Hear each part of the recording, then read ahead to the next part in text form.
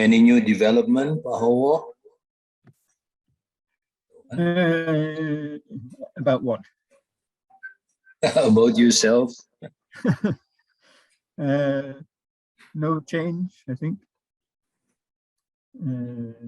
About the kewarganegaraan, the last thing I heard was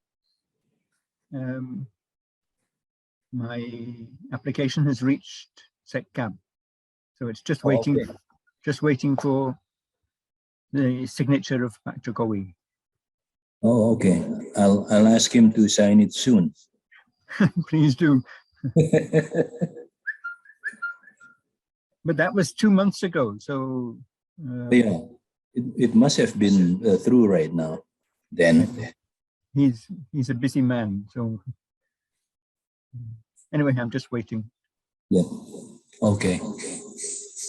Good luck. Thank you. Thank you for all your support.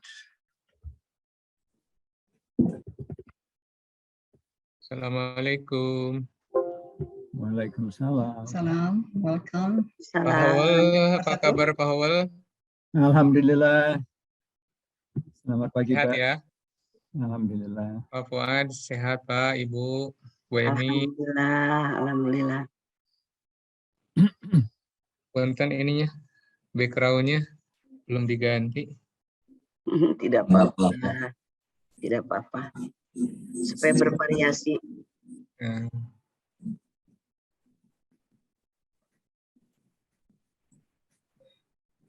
Seperti biasa itu peserta datang the last minute biasanya. Ya. Masih 2 menit lagi soalnya. Ibu Ani Piani, apa kabar? Alhamdulillah sehat Ibu. Gimana kabarnya Prof? Alhamdulillah. Alhamdulillah. Oh, sinyalnya kurang bagus di sini Prof. Di Padang.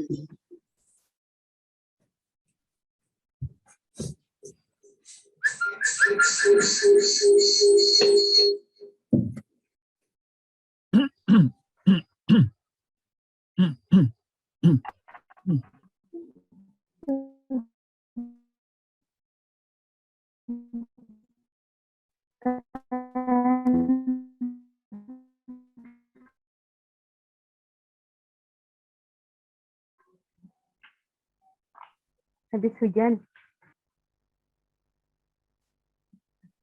Di Padang atau di mana? Di Lubuk Linggau, Prof, Sumatera Lubuk Linggau. Selatan. Iya. Sinyalnya jelek.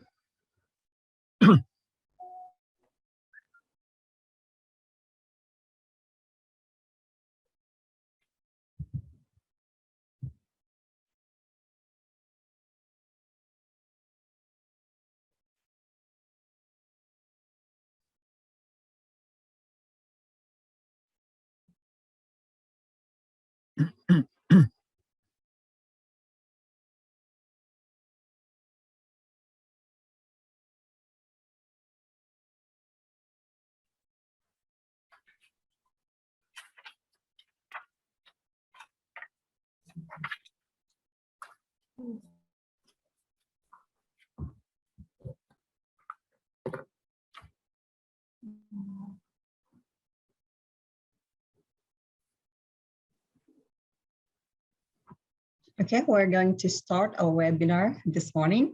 Bismillahirrahmanirrahim. In the name of God, the most gracious and merciful. Good morning, everyone. I'm Dina Rahmawati. I'll be the moderator, I'll be the master of ceremony of this webinar. The Honorable, the Vice Rector of Education and Students Affairs of Universitas Pendidikan Indonesia, Profesor Dr. Didi Sukyadi MA, the Honorable, the Vice Rector for Academic Sector, Innovations, Development, Public Service and Research Downstream, Dr. Haji Agus Syafari MSI, the Honorable, the Coordinator of TEFLIN West Java Banten Province Chapter, Professor Dr. Neni Sri Lankanawati, the respectable, the head of English Department of UNTIRTA, Rahman Hakim M.Pd, the head of International Office of UNTIRTA, Udi Samanhudi PhD, the honorable speakers of this webinar, Dr. Hywel Coleman, Professor Emmy Amelia M.Ed PhD, Neni Ratnasari M.Pd, and Rini Setianingsih M.Pd, and all the participants. Welcome to the webinar, Familiarizing Kurikulum Merdeka in ELT Context. This webinar is held by TEFLIN West Java Banten chapter in collaboration with Universitas Pendidikan Indonesia and Universitas Sultan Ageng Tirtayasa. To proceed with this webinar, allow me to first read a rundown of this event. First, greetings, welcoming speech from the coordinator of TEFLIN West Java Banten Province chapter, and then opening remark from the Vice Rector of Education and Students Affairs of Universitas Pendidikan Indonesia. Photo session, keynote session from Dr. Hywel Coleman and Professor Emmy Amelia. Invited speaker session from Neni Ratnasari M.Pd and Rini Setianingsih M.Pd, and closing. Coming to the next agenda is welcoming speech from the coordinator of TEFLIN West Java Banten Province, Professor Dr. Nenden Sri Lankanawati. The screen is yours, Professor. Well, thank you very much, Ibu Dina. Ladies and gentlemen, Assalamualaikum warahmatullahi wabarakatuh. Waalaikumsalam. On behalf of the committee of the webinar on Familiarizing Kurikulum Merdeka, I would like to welcome you all to this webinar. This webinar is jointly organized by West Java and Banten TEFLIN chapters, Universitas Pendidikan Indonesia, and Universitas Sultan Ageng Tirtayasa, or we call it UNTIRTA. I would like also to thank the rector of UPI, represented by Professor Didi Sukyadi, Vice Rector for Academic and Student Affairs, who will officially open this webinar today. I would like also to thank the rector of UNTIRTA and also represented by Vice Rector for Academic Affairs, Public Service and Research, Dr. Haji Agus Syafari, MSE, for the support given to this academic gathering. Thank you very much, Pak Agus. I would like also to thank Chairman of the study program of UNTIRTA, Bapak Rahman Hakim, M.Pd, and the Chairman of the UNTIRTA International Office, Bapak Udi Samanhudi, PhD, for their willingness to support and cooperate in this webinar. Well, ladies and gentlemen, with the number of registered participants close to 400, and we have to close it in 400 people at the time, although now they are coming little by little as usual. They always come on the last minute, as usual in every webinar just like this. They come from across the country, and this is indeed, I think, one of the biggest gathering at this time. Of course, I would like also to thank the participants for participating in this webinar. The speakers, as well as the topic of the webinar, I believe have been the true magnet for each of you to be here right now. Therefore, I'd like to thank Dr. Hywel Coleman. I hope I pronounce your name correctly, from the University of Leeds, for his willingness to share with us his expertise and experience in dealing with EFN and ESL policy in different parts of the world. Pak Hywel, as many of you know, has been doing research on language and language teaching in different countries in Asia and Africa. His first-hand information on how different countries have dealt with the teaching of English would be very important for us here in Indonesia. I Also would like to thank Professor Emi Emilia for her availability in joining this webinar to provide us with the current pictures and relevant issues of the very topic we are discussing now in this forum. Professor Emi will discuss how Kurikulum Merdeka is similar to Curriculum 2013 and how they are different from one another.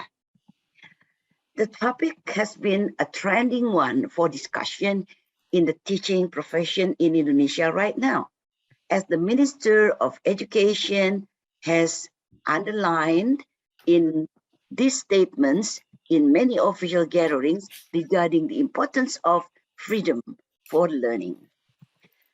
Therefore, we have also invited two practitioners, teachers from schools, to share with us all their experience with Merdeka Belajar, hopefully. We have here Ibu Neni Ratnasari, M.Pd, a high school teacher in Marga Asih, Bandung, of course, from West Java, who will be talking about lesson planning on Merdeka Belajar. And we also invited Ibu Rini Setianingsi, M.Pd, who is now teaching at SMA Negeri 1 in Ciraos, Banten. She will be sharing with us a topic on Kurikulum Merdeka in EFL context. Thank you, Ibu Neni and Ibu Rini, for joining us in this webinar. Ladies and gentlemen, without further ado, on behalf of the committee, I would like again to thank you all and also good luck to every one of you. Assalamualaikum warahmatullahi wabarakatuh. Waalaikumsalam warahmatullahi wabarakatuh. Thank you very much for the welcoming speech, Professor. The next is opening remark from the Vice Rector of Education and Students Affairs, Professor Dr. Didi Sukyadi, MA. The screen is yours, Professor. Thank you, Bu Dina. Assalamualaikum warahmatullahi wabarakatuh. Waalaikumsalam warahmatullahi wabarakatuh. Innal hamdalillah wassalatu wassalamu ala Rasulillah wa ala alihi wa sahbihi wa mawala. Rabbi shrah li sadri wa yassir li amri wa hlul 'uqdatam min lisani yafqahu qawli, amma ba'du. A very good morning to all of you. The Honorable Vice Rector for Academic Affairs of UNTIRTA, represented by Pak Haji Agus Safari, the Honorable Chair of TEFLIN West Java and Banten Regional Chapter, Professor Dr. Nenden Sri Langkanawati, M.Pd, the Honorable TEFLIN Advisory Board Coordinator, Professor Fuad Abdul Hamid, Ph.D., the Honorable Speakers, Dr. Hywel Coleman, M.A., Professor Emi Emilia, Ph.D., Ibu Neni Ratnasari, M.Pd., and Ibu Rini Setianingsi, M.Pd. The Honorable Organizing Committee, both of UPI and UNTIRTA, the honorable participants, ladies and gentlemen, first of all, on behalf of UPI Rector, I would like to welcome you all to this online webinar with the theme Familiarizing Kurikulum Merdeka in ELT context, jointly organized by TEFLIN West Java and Banten Regional Chapter, UPI and UNTIRTA. This is indeed an exemplary collaboration between universities and a professional organization. Ladies and gentlemen, I believe that the theme taken in this webinar is quite current and timely when we in Indonesia are questioning the future of institutions preparing prospective teachers.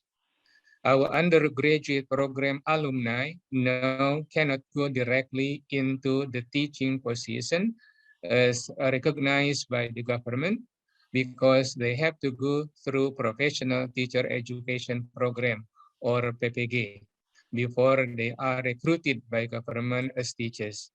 The problems are there are overlapping curriculum between undergraduate teacher education program and PPG program, PPG program. And secondly, pre-service teacher education graduates have to struggle to compete with their rivals from non-education study programs, and most of them failed and defeated by those coming from non-education study program.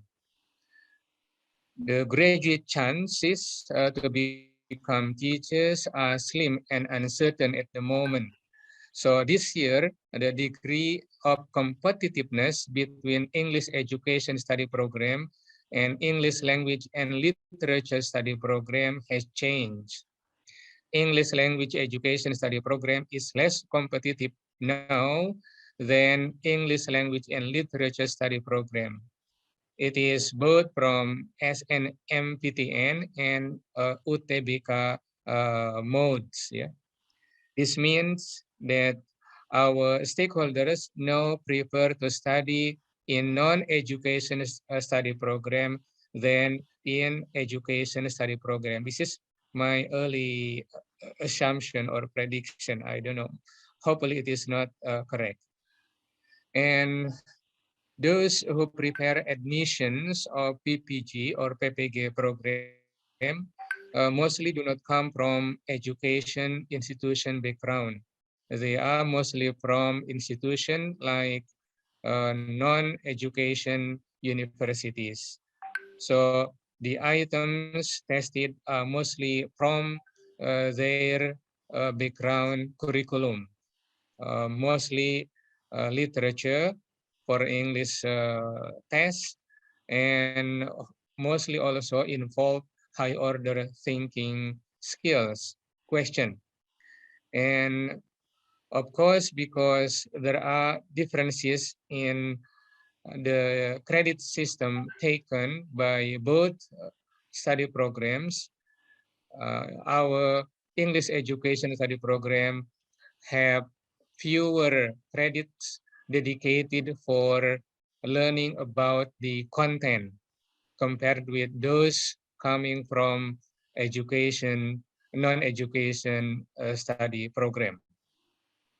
So I will not answer all the problems above at this time, but I believe that the changes in how our education institution is now going on will influence how teachers are trained and prepared in the future. And I believe that it will also influence the structure of the curriculum, both in teacher education institution and also in secondary education. And I hope that Pak Hywel, Bu Emi, and also Bu Neni, Bu Rini can also put these issues into present consideration. This is a very challenging issue that we face at the moment. Thank you to all organizing committee, to TEFLIN, and also to all the participants that have contributed to this webinar. On behalf of OP Rector, I officially open this webinar by reciting Basmalah. Bismillahirrahmanirrahim. Have a nice conference. Thank you. Assalamualaikum warahmatullahi wabarakatuh. Waalaikumsalam warahmatullahi wabarakatuh. Thank you very much, Professor, for the opening remark. The organizing committee would like also to extend gratitude to the Vice Rector of Academic Affairs of UNTIRTA, Dr. Agus Syafari, for attending the opening ceremony. Terima kasih, Pak, sudah hadir. Okay, coming to the next session. Photo session will be led by Pak Lukman. All the participants are kindly requested to turn on the camera.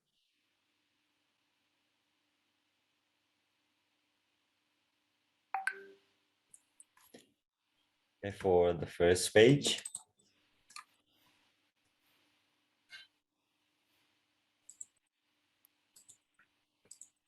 Okay, the first page, 1, 2, and 3.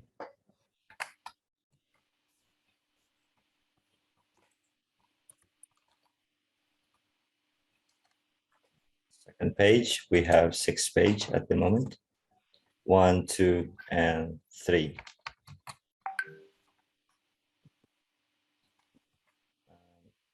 Third page. 1, 2, and 3. Okay. Fourth page. 1, 2, and 3.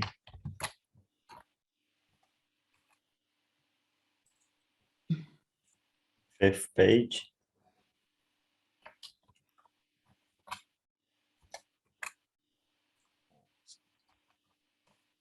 Sixth page. Okay. Finished? Thank you. Yeah. Okay, thank you very much, Pak Lukman.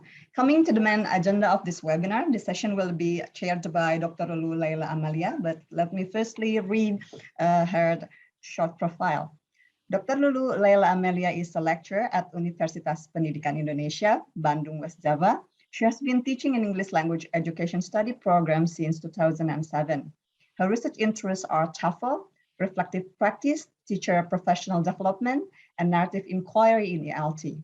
She completes her doctoral degree on ELT at Universitas Malang, East Java, Indonesia in 2019.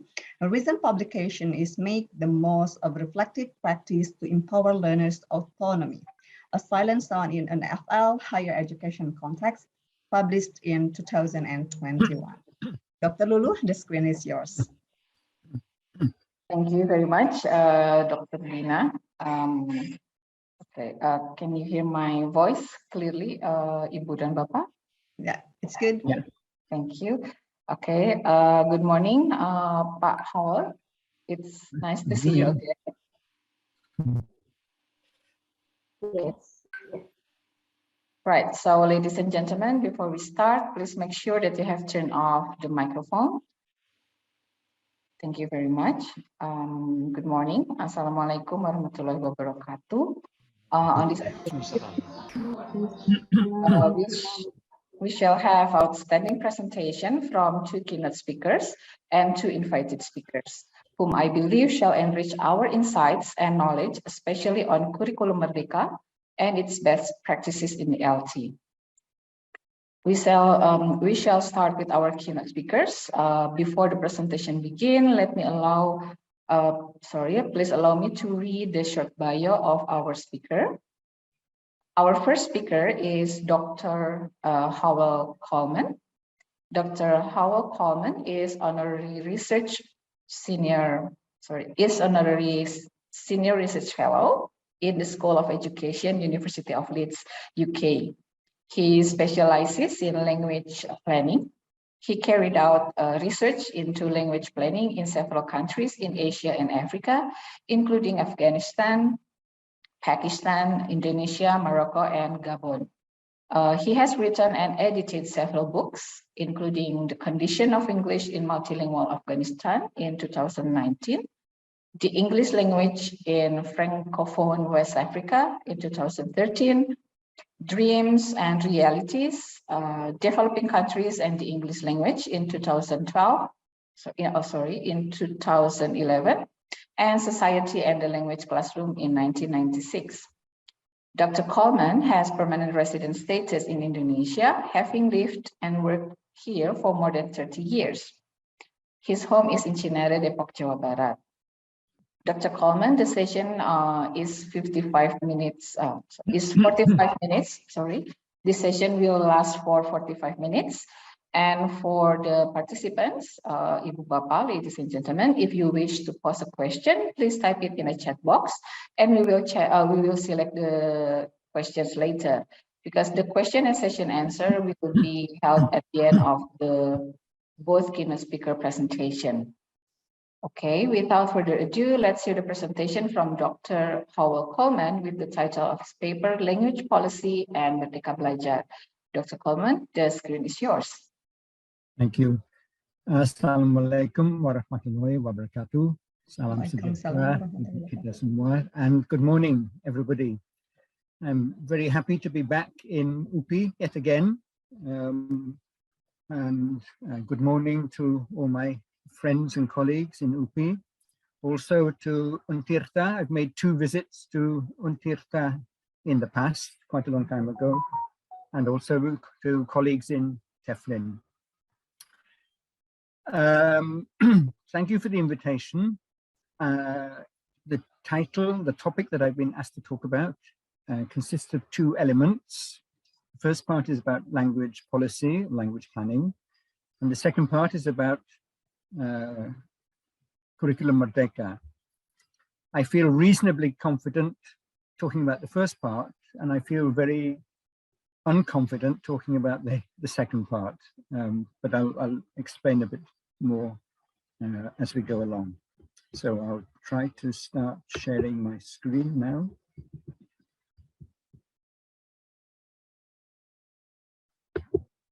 It says that the host is not letting me share the screen yet. Host, Lukman. Host disabled. Yes, you may start sharing your screen now, but. Okay.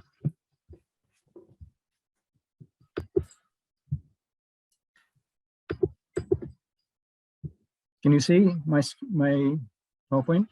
Yes. Yes, it's visible. Sure.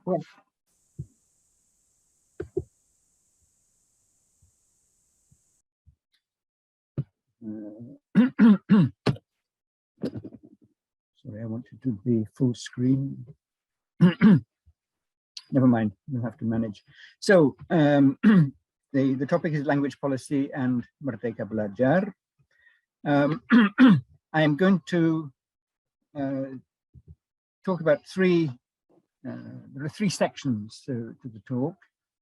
The linguistic landscape of Genere, EMI in HE in RI, and language policy and Merdeka Belajar. At certain points, I will stop and ask you some questions. I would like to hear what you think about what I've been talking about, and as we get further on, I need information from you because I don't know much about Merdeka Belajar. So, first section, the linguistic landscape of Genere. I wonder, I'm sure everyone is familiar with the term linguistic landscape, but in case not, would somebody like to offer a definition or an understanding of linguistic landscape? Just feel free to speak, anyone.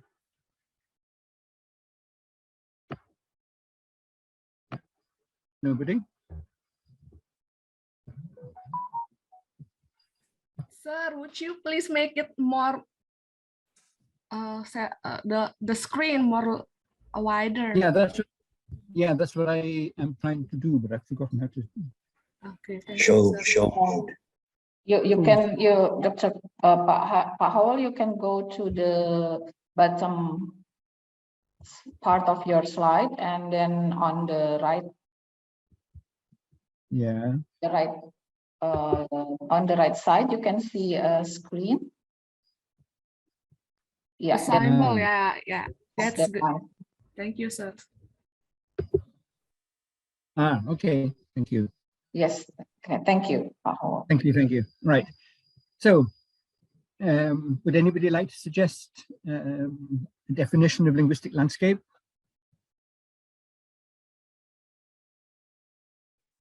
Nobody's offering to do it.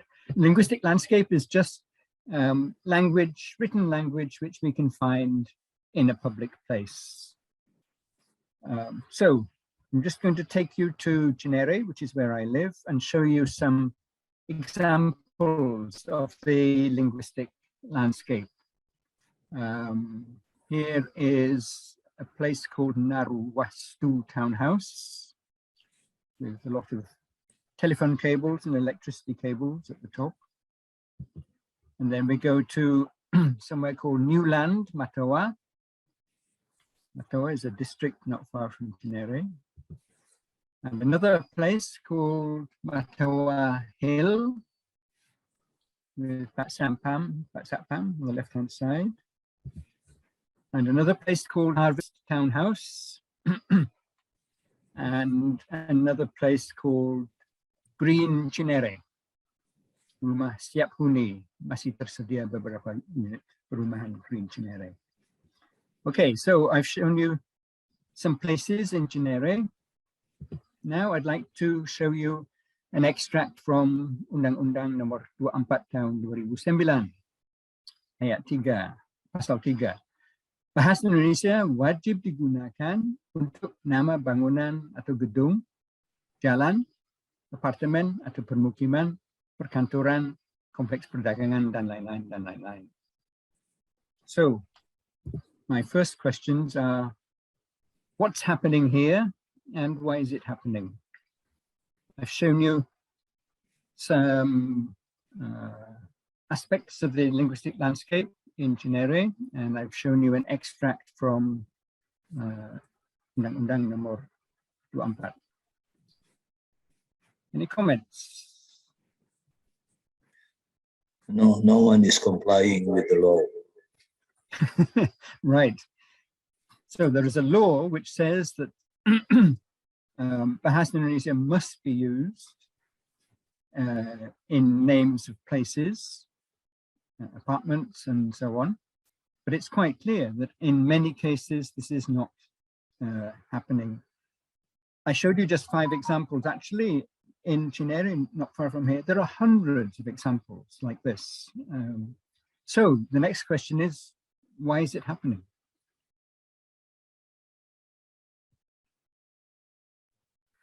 Because there is no rules to monitor how to implement the rules in the field, sir. Because there's no way of monitoring. Yeah, that's one explanation. Another explanation is that there is no, the law doesn't say anything about punishment. So there is no sanction. You can do it, but the government can't do anything to stop you. But I think an interesting question is why? Why are they using English, not French or Betawi? Why is it English that's appearing in these place names?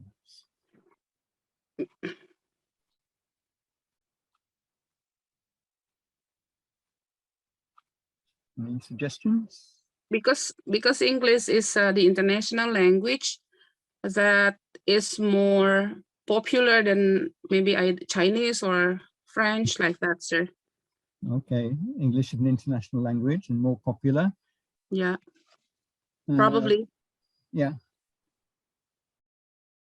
So why is Bahasa Indonesia not being used?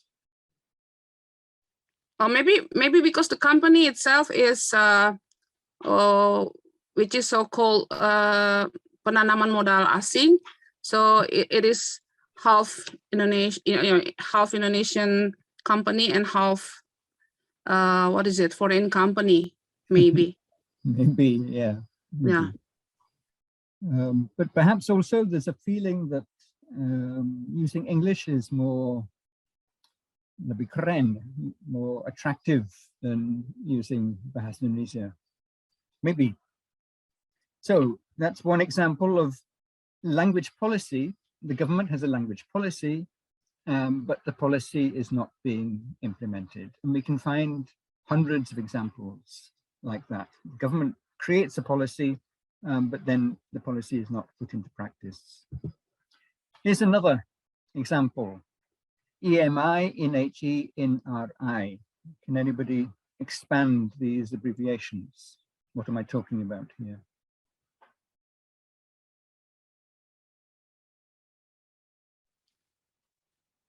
New thing for me, sir. So sorry. Yeah. Go on. Can you give a clue, sir? Oh, okay. What is RI? Is it Republic Indonesia? Yeah, right. What is HE? HE.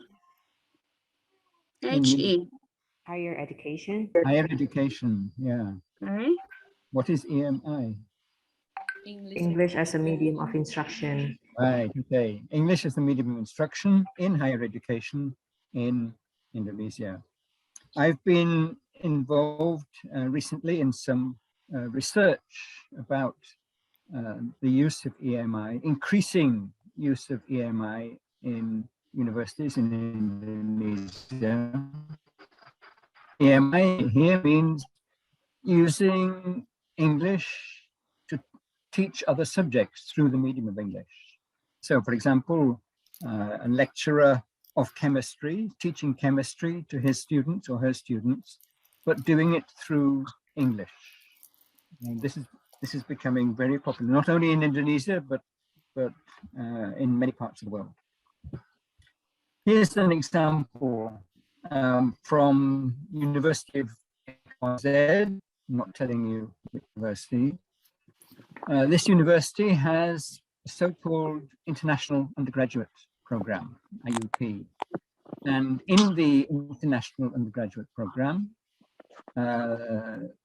you can do degrees in nine subjects in 7 faculties: medicine, dentistry, pharmacy, psychology, law, economics and business, and veterinary medicine. And they claim the programs provide a high quality education that's delivered by highly competent lecturers. English is used as the medium of instruction in the programs. Even though the programs are called international, actually the students are all Indonesian students. But they have to pay more than students in general programs. So the interesting question is, why is English being used as the medium of instruction? The lecturers are Indonesian, the students are Indonesian, they're living in Indonesia.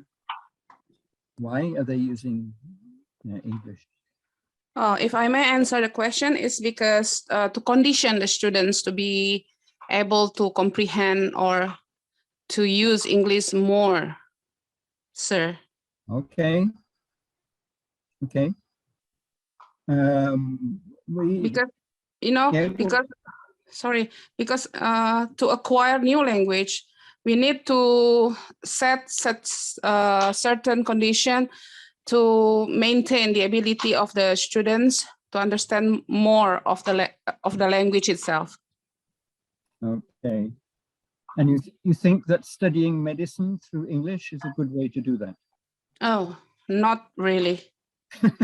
because first, of course, the students must understand the theory of medicine itself more than they understand the language. But maybe because the terms used to in medical, I mean in hospital or in what do you call di dunia kesehatan, health, dunia kesehatan, maybe most of the they use English, I mean in dunia kesehatan, in advanced dunia kesehatan, I mean like that. Okay, maybe. So 2 years ago, the University of Leeds was asked by Dicty to carry out some research into this phenomenon, this rapidly growing phenomenon. And the British Council funded the research. So a group of us, 3 people from the University of Leeds and colleagues from UNTIRTA at Majaya and ITB, we carried out the research, and we sent questionnaires to lecturers in, I think,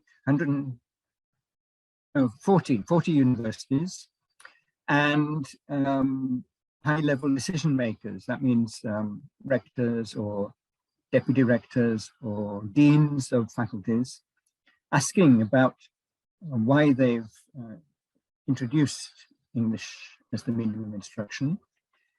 Then we visited 3 universities and had long discussions with students and with lecturers and looked at documentation. And many interesting things came out from this research. I can only tell you about one small aspect of it. We asked, why are you offering English medium international programs? And people gave the decision makers gave several reasons, several explanations. Several of them talked about quality. They had this idea that if their programs are taught in English, then the quality of the program will increase. And here are three quotations. One said, EMI is necessary to improve the quality of the teaching learning process in certain subject areas. Another said, the time is right for us to deliver many of our courses with quality appropriate to a world-class university, and that includes many international classes taught in English. And another one said, our university is already classified as world-class, so of course the whole academic community must be familiar with English. And these are just a few examples. So the idea they have is that by using English to teach medicine or chemistry or psychology, the quality will increase. And also the high quality universities internationally are teaching through English. But this is not true. So we had a look at several of the top universities in the world and looked at the languages that they use in their teaching. For example, the Swiss Federal University of Technology is the 15th top university in the world, but for their undergraduate degrees, they don't use English, they use German. I see. So even though it's such a high quality, super high quality university, they're not using English for teaching. University number 35 in the world is the University of Tokyo. And they say for degree programs offered in Japanese, please note that a high level of Japanese proficiency is required. So here's another example of a very high quality university not using English. There's no correlation between English and quality. Another one, Université PSL in Paris, is the 40th top university in the world. And they say French is the medium of instruction in 49 of their programs, both from bachelor's to doctoral. So from just these three examples, we can see that actually there is no correlation between using English and the quality of the university. And in fact, there are many, many, many examples of universities which teach in English, which are not high quality in many countries, including the UK. We have some very good universities in the UK, but we also have some very weak universities in the UK, and they're all teaching through the medium of English. So I have some more questions for you. So what's happening here? And why is it happening?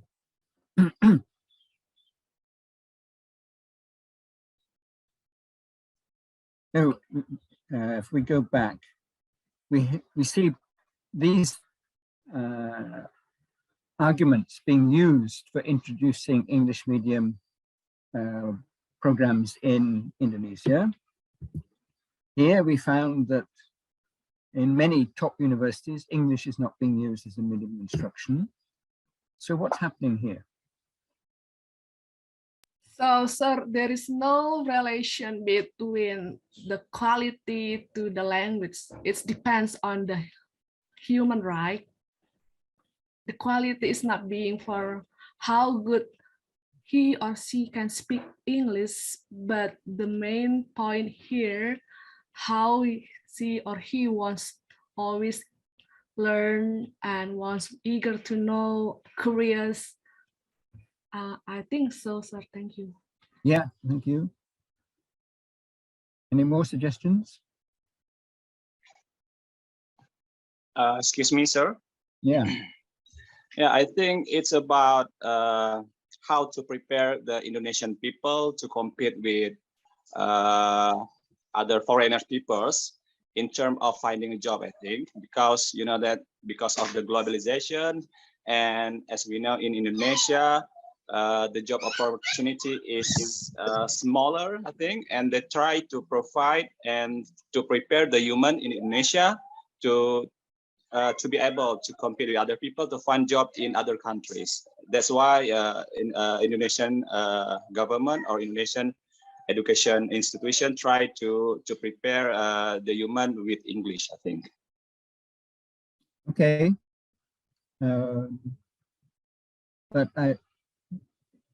So you think that the best way to help young people develop their English is by using English when they're studying psychology or medicine or history? You think that's a good way of developing English skills? Of course not, sir. Of course not. Well, Yeah. among others is good, I think. Okay, so there are different opinions here. I think what's interesting from a language policy point of view is these universities have a language policy supported by the government. The language policy is to provide university education, higher education, through the medium of English, just to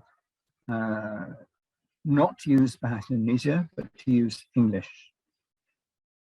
But the policy is not based on reality. The reality in the most prestigious universities in the world is that they don't use English. They use the language of the students so that the students can understand easily. In Switzerland, the students speak German, so the university uses German. In Japan, the students speak Japanese, so the lecturers use Japanese. In Paris, the students speak French, so the lecturers speak French. And in this way, the students can understand their subjects more easily. The lecturers can also teach more comfortably.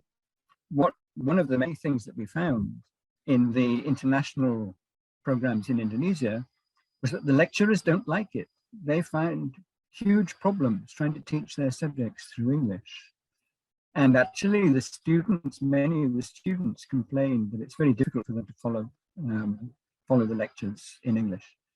But the reason I'm showing this to you is that from a language planning point of view, language policy point of view, sometimes we find that policy is made on the basis of assumptions.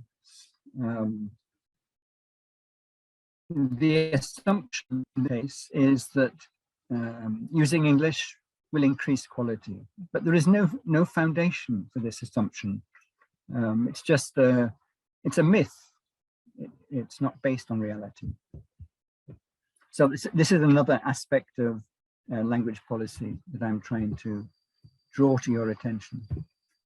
So now we come to language policy and Merdeka Belajar. To be honest with you, I don't know anything about Merdeka Belajar. I've spent the last 4 days looking at the huge amount of material that's available online in videos, in documentation. There's so much of it. And I still have a very, I'm afraid, unclear idea of exactly what's going on. So I'm looking forward to hearing Ibu Emi's explanation and also the presentations by the 2 practitioners later. I see in several of the documents mention of profil pelajar Pancasila, kecakapan abad ke-21, literasi, higher order thinking skills, keterampilan revolusi industry 4.0. But what I haven't found, maybe I'm looking in the wrong place, what I haven't found is an explanation anywhere as to why English is in the curriculum. What's the purpose of teaching English, including English in the curriculum? Maybe it seems obvious, but I think we need to have a statement why in Kurikulum Merdeka is English there. If we know why English is there, then we can start thinking about how to achieve the objective, whatever the objective is. And then we can think about how to fit it into the all the other aspects of Merdeka Belajar. But so far I can't find anything that explains why is English there. And I noticed that English is also possible. It's possible to teach English in Sekolah Dasar. It's there as a possibility, a choice. I think 72 hours, something like that. But there's no explanation. What's the benefit? What's the purpose of putting English in the primary school curriculum? And why is it there for some? Why can schools choose to use English? What would the basis of a decision to teach English or not teach English be? So I have a lot of question marks in my mind here. And then yesterday I discovered, I think Amy is familiar with this, an example of some teaching materials, a book for year 11. Year 11 English, and there are several topics, I think 4 main parts. The first one is legends, and the second part is fairy tales, and the later one is about reading notices, something like that. Year 11 is children, the students are 17 years old, I think, approximately 17. And I'm thinking about the life that they lead in rural areas. They may already be working in agriculture or in other fields, but still coming to school. In urban areas, yeah, doing what 17-year-olds do in urban areas. And I wondered how relevant fairy tales will be for students of this age. But again, I'm sure Ibu Emi can help me to understand this better. So this is a matter of language planning as well. Somebody has decided that English has to be in the curriculum. I would like to see an explanation of why. There may be very good reasons, but I'd like to see an explanation. And then next, the next aspect is if English is needed at this level, how can it be made most relevant to the people who are studying it? So, yeah, those are my questions. Why is English in Kurikulum Merdeka? And is the English in Kurikulum Merdeka relevant for everyone? As I was saying, there are people aged 17 in rural areas, people aged 17 in urban areas, from many different backgrounds. Is English relevant for all of them? How can the development of English skills be made relevant for all of them? So to summarize, language policy. Many official language policies exist, but in some cases, policies are ignored. In other situations, official language policies are often based only on assumptions, not on analysis of real needs, as we saw with EMI in higher education. Official language policies are often designed to apply in all contexts for everyone, even though it may not be relevant. So this is what I'm wondering about English in Kurikulum Merdeka. And then finally, official language policies often don't consider whether stakeholders are ready and able to implement them. Quite often, governments announce that certain languages will be used, but actually there's nobody available to teach them. I've come across this, for example, in Gabon, in Central Africa. the government decided that English must be taught in all primary schools. But they forgot that there are no English teachers in primary schools. No teachers in primary schools can speak English. So it's a useless policy. So that's all that I have to say, I'm afraid. I'm not sure how useful this is, but I am very keen to hear from other people present, which will help me to clarify my understanding of English in Kurikulum Merdeka. So I apologize if this is not what you're expecting. So that's all I have to say. Okay. Thank you very much, Pak Hywel, Dr. Coleman.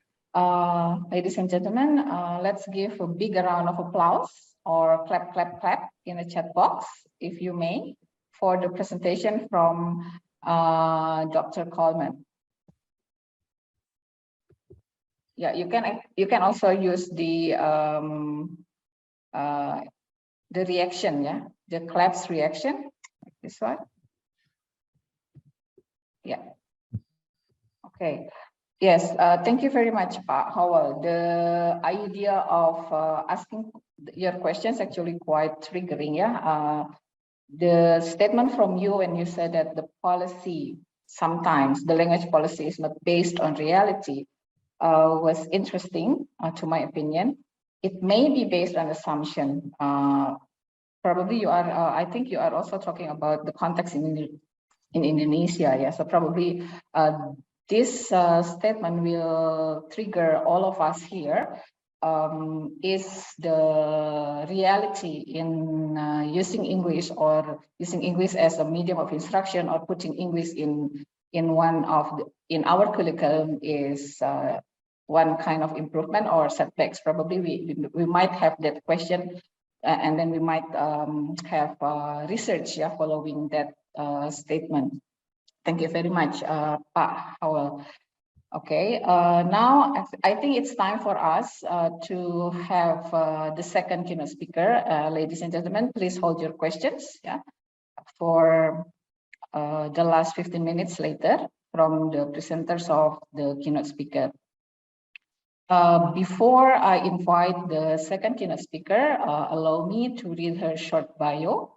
I think Ibu Emi is already here. Yes, Professor Emi Emilia gained her PhD from Faculty of Education, University of Melbourne in 2005.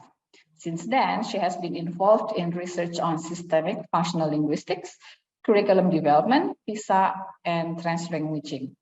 Her recent publications in 2022, among others, are Ralph W. Tyler and his contribution to the development of curriculum of English, and then translanguaging practices in a tertiary EFL context in Indonesia, published in TEFLIN Journal, and training teachers to teach PISA-like reading, which has been published in Indonesian Journal of Applied Linguistics. This paper is a result of a collaborative study between Universitas Pendidikan Indonesia, Pajajaran University, and Bandung Institute of Technology. Ibu Emi Emilia or Professor Emi Emilia, you will have 45 minutes for your presentation. So without further ado, let's invite Professor Emilia to deliver her presentation entitled Kurikulum Merdeka English. Professor Emilia, the screen is yours.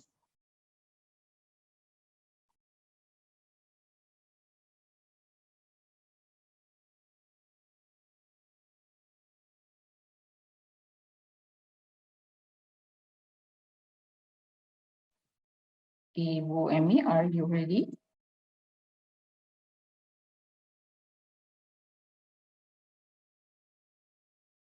Ibu, can you hear my voice? Yes. Okay. Okay, the screen is yours, Ibu. Yeah. So can you see my slides? Yes. Yeah.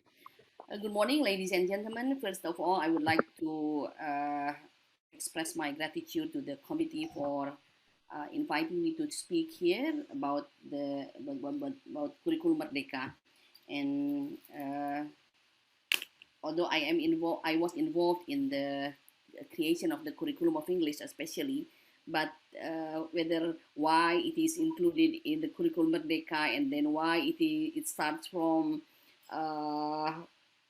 primary school. So it is it is the policy from the government. So when we were involved in the creation of that curriculum, so we were told that this is from primary school. So, but the aim of the curriculum is that we need to follow the situation, that the situation now needs the students or graduates who are capable to cope with the situation and to compete with others. And English has been considered as one to enhance the students' ability actually to compete with others in the global era today.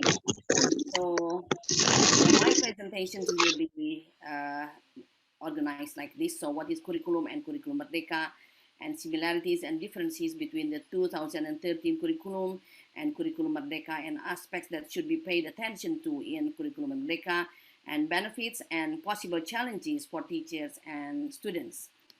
So, excuse me, Ibu Emi, could you please make it into slideshow? Oh, yeah, okay.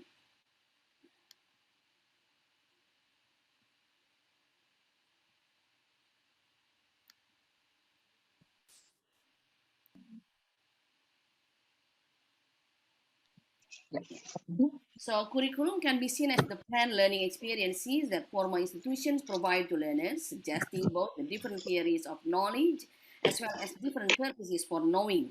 So every time we give the students knowledge, so we need to explain to the students and we guide the students what the knowledge is for, and then why we need that knowledge.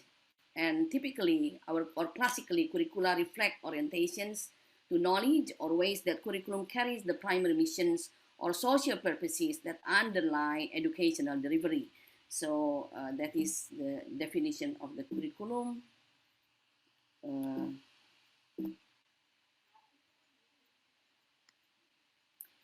And then the curriculum is all the learning experiences planned and directed by the school to attain its purpose. Yeah, and then the concept of curo, which is where the curriculum originated, is of Latin origin and refers to a race, a track, or a race track.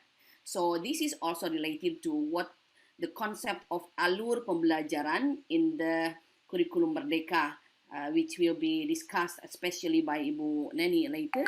So there is what is called alur tujuan pembelajaran. So this means that the curriculum should be like a race or a track, yeah.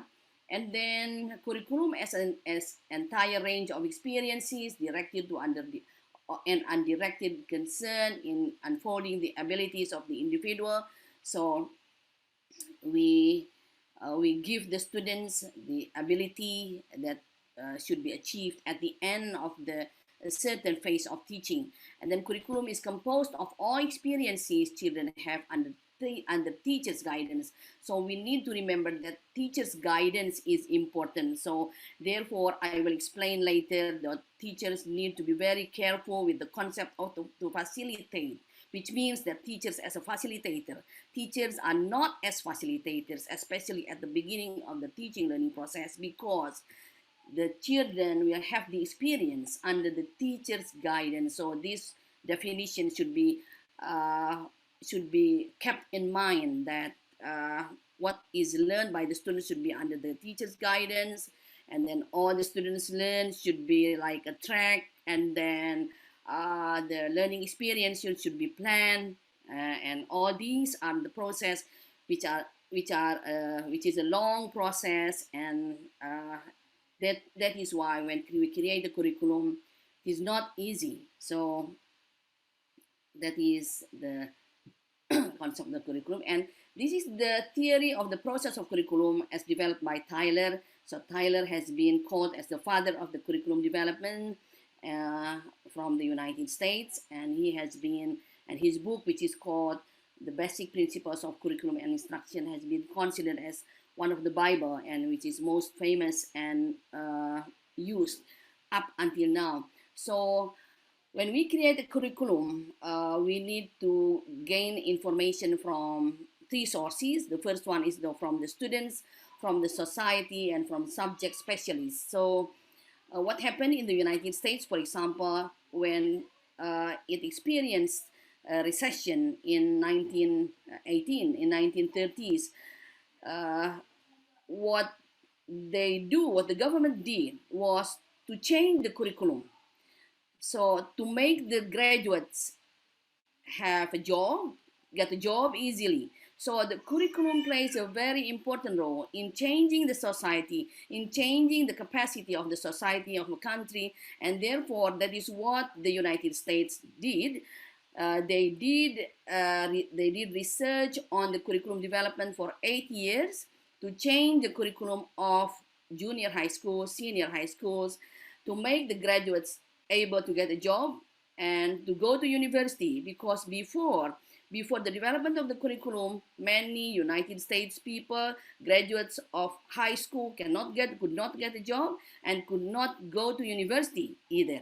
And therefore, after the development of the curriculum, when they tried to get the information from the students, what they needed, and then from what the society needed, and then what do the experts say, and then they could create the curriculum which is like now, and this has been adopted by many countries. And in terms of the teaching of English, actually, based on the result of research conducted by the team of Asia TEFL, indicated that the principles of the curriculum development has been implemented in many countries, including in Asia, in English as a foreign language context.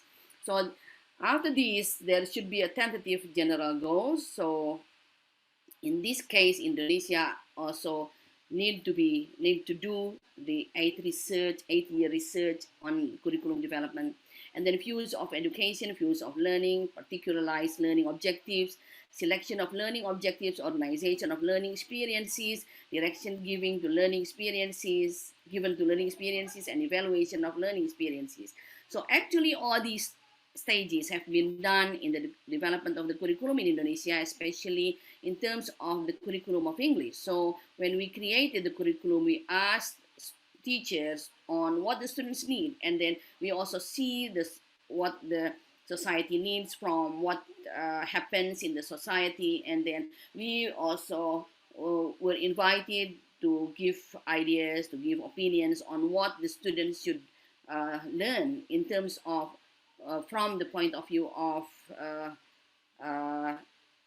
English as a foreign language teaching, or English as a foreign language as knowledge as science.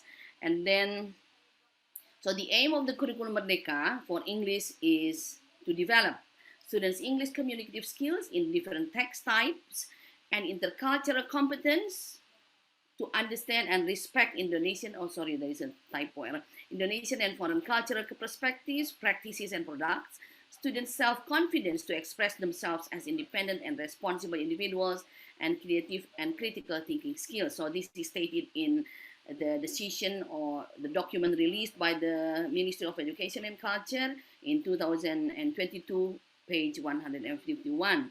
So these are all the aim of the teaching of English, or the curriculum development of Kurikulum Merdeka. So the curriculum needs to emphasize on what students' knowledge can do as most important thing in 21st century skills. So that is why we need to focus on what the students can do with the knowledge of English. That is one of the emphasis of the curriculum. So the learning process should be focused on text in different types and modes. And why text? When people speak or write, they produce text, and text is what listeners and readers engage with and interpret. So in this case, the curriculum constructors, or those the team who created this curriculum, looked at what experts say about language learning and about language. So to some extent, the team has referred to what the experts of language and language teaching say about what should be taught or what should be learned by the students. So why text? Because when people speak or write, they produce text, and the text is what listeners and readers engage with and interpret. And therefore, what the students learn should be text, not isolated words, not isolated sentences, but they need to learn text. And the word text is not necessarily long. It can be one word. For example, like the stop sign in the street, it is a text because it is a complete meaning. It has a complete meaning, and it is responded by people. And it can also be an announcement. It can also be a notice. It can also be a book, which is long, but one page of a novel, although it is longer than one word, in the one word like a stop sign cannot be called a text because it is not complete. And therefore, we need to teach text, a complete text in this case. So whether it is long or not, it depends on the need of the students, the need of the situation, the need of the communication activities. So that is the concept of text that the teacher should understand. And the concept of text here is not only written, but it can also be spoken, it can also be visual, it can also be multimodal text. So learning different text types through text-based instruction can support the students to have characteristics of pelajar Pancasila. So this is the characteristics of pelajar Pancasila, and how text can help the students to achieve this, to have the characteristics of pelajar Pancasila. For example, beriman dan berakhlak mulia. So through learning different text types with moral issues, with moral values, and we can also talk about anything, how to do this, how to do that, including those related to religious aspects, for example. This can lead the students to have these characteristics, and then independent, because when they know the language, how to do the language, how to use the language in different contexts, they become independent, as said by the theorists like Chomsky, for example.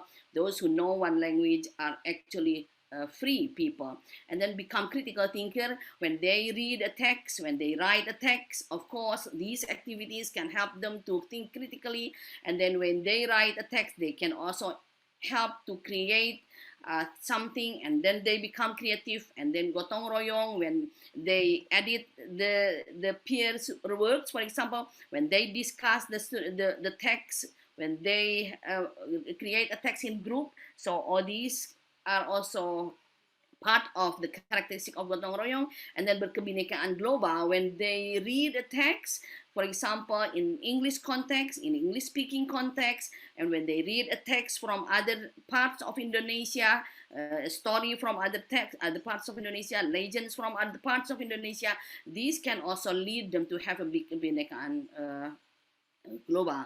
So therefore, when they learn a text, this can help them to have that characteristics. So all these capaian pembelajaran.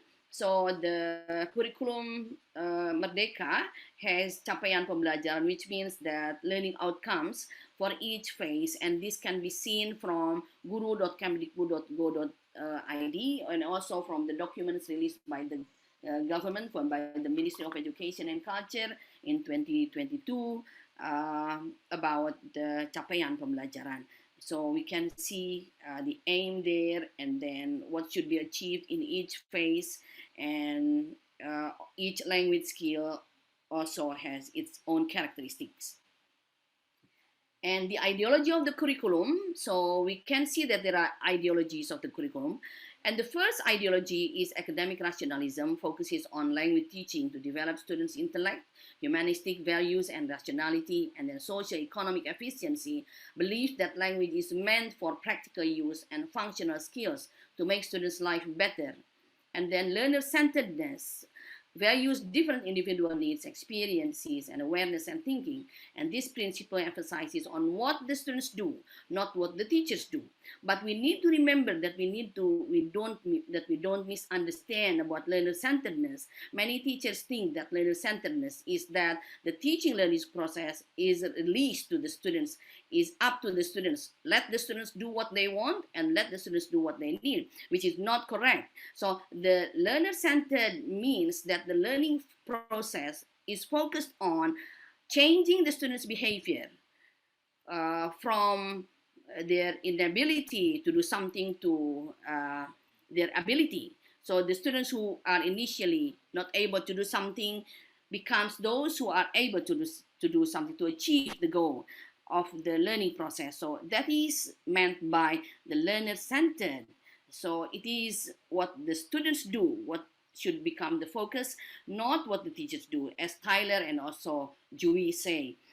Juli say. And then social reconstructionism focuses on social injustice eradication based on Freire's critical pedagogy. So using English, so knowing English, so the students can also independently or dependently eradicate social injustice. And we can start from the classroom, for example. Having all students have a similar ability at the end of the learning process means that we have to some extent eradicate injustice in the classroom.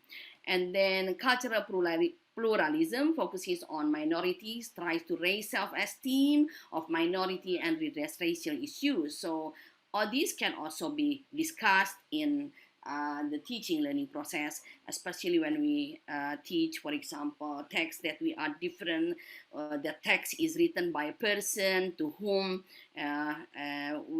who has his or her own background and will be responded differently by different people, and this will create the students' awareness of differences among people, differences among writers, and differences among readers. So each group of readers will respond differently to a text.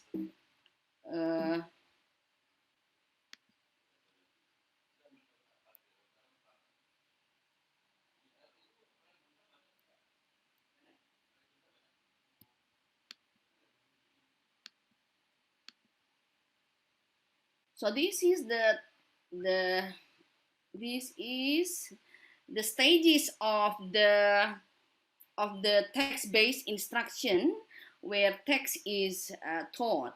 So in the curriculum, it is stated now that the teaching learning Excuse process. me, Ibu Emily, I think the slide is not moving, but Yeah. it is still in the ideology of the curriculum. Oh, okay. But in my slide, this is already about text-based instruction. I think you could try to stop share first and then share again. Yeah. Sorry for this.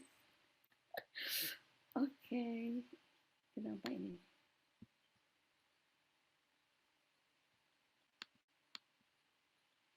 Ini ya.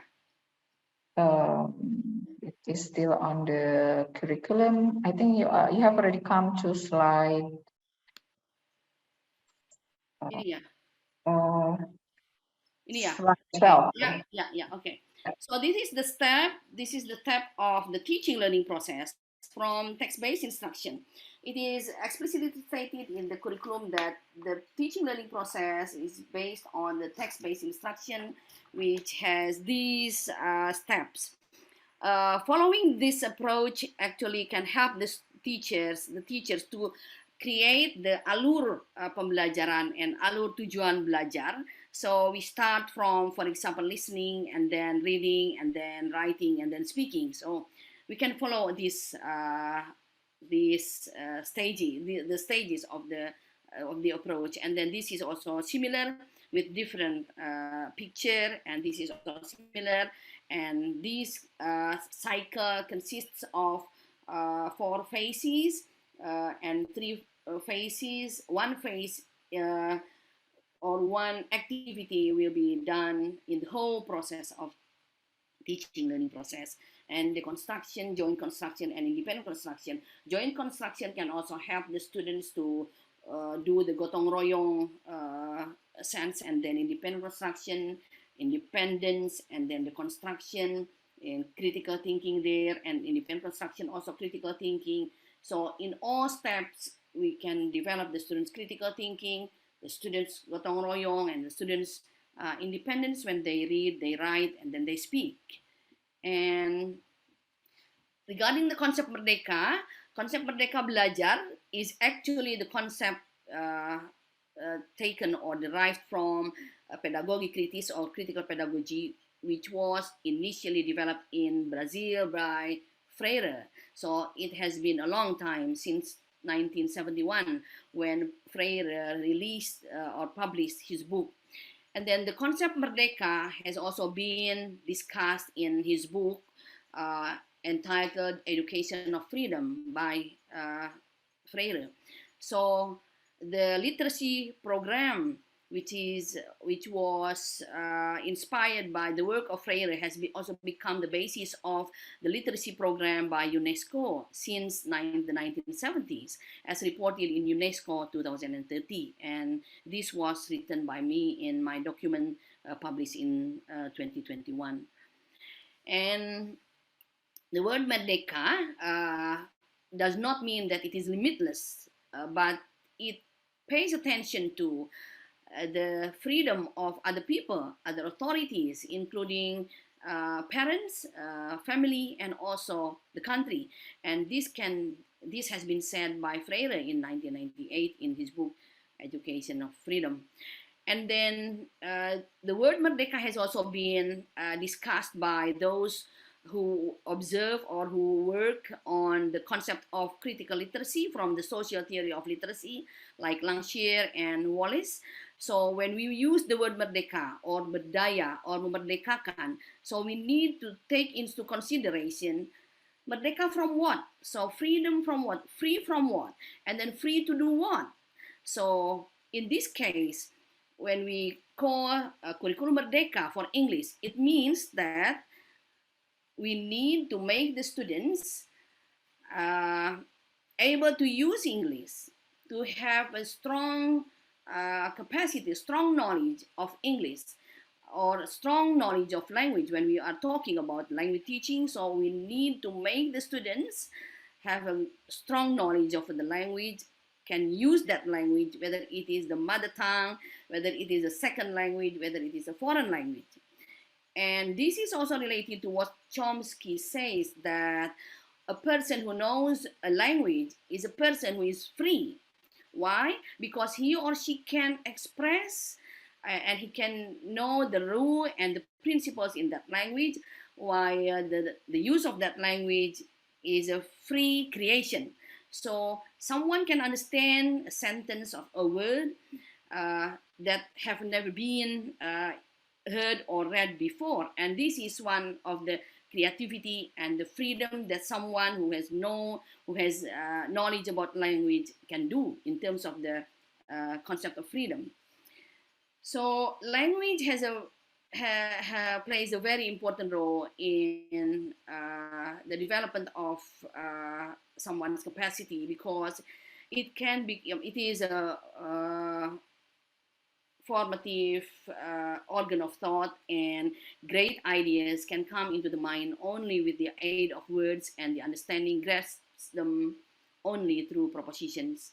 So one theory can prevail, not because that theory is presented through the data which is transparent, but because it is presented in a language which can be understood by the discourse community and the experts in that field.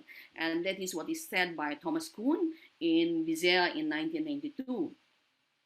So the characteristics of English subjects in Kurikulum Merdeka focuses on learning different text types. Why different text types? As I mentioned before, that text is what people listen to, people read, people speak, people write. And then whether it is written, oral, visual, and multimodal, and the teacher can determine the text type he or she wants to teach, referring to critical capaian pembelajaran.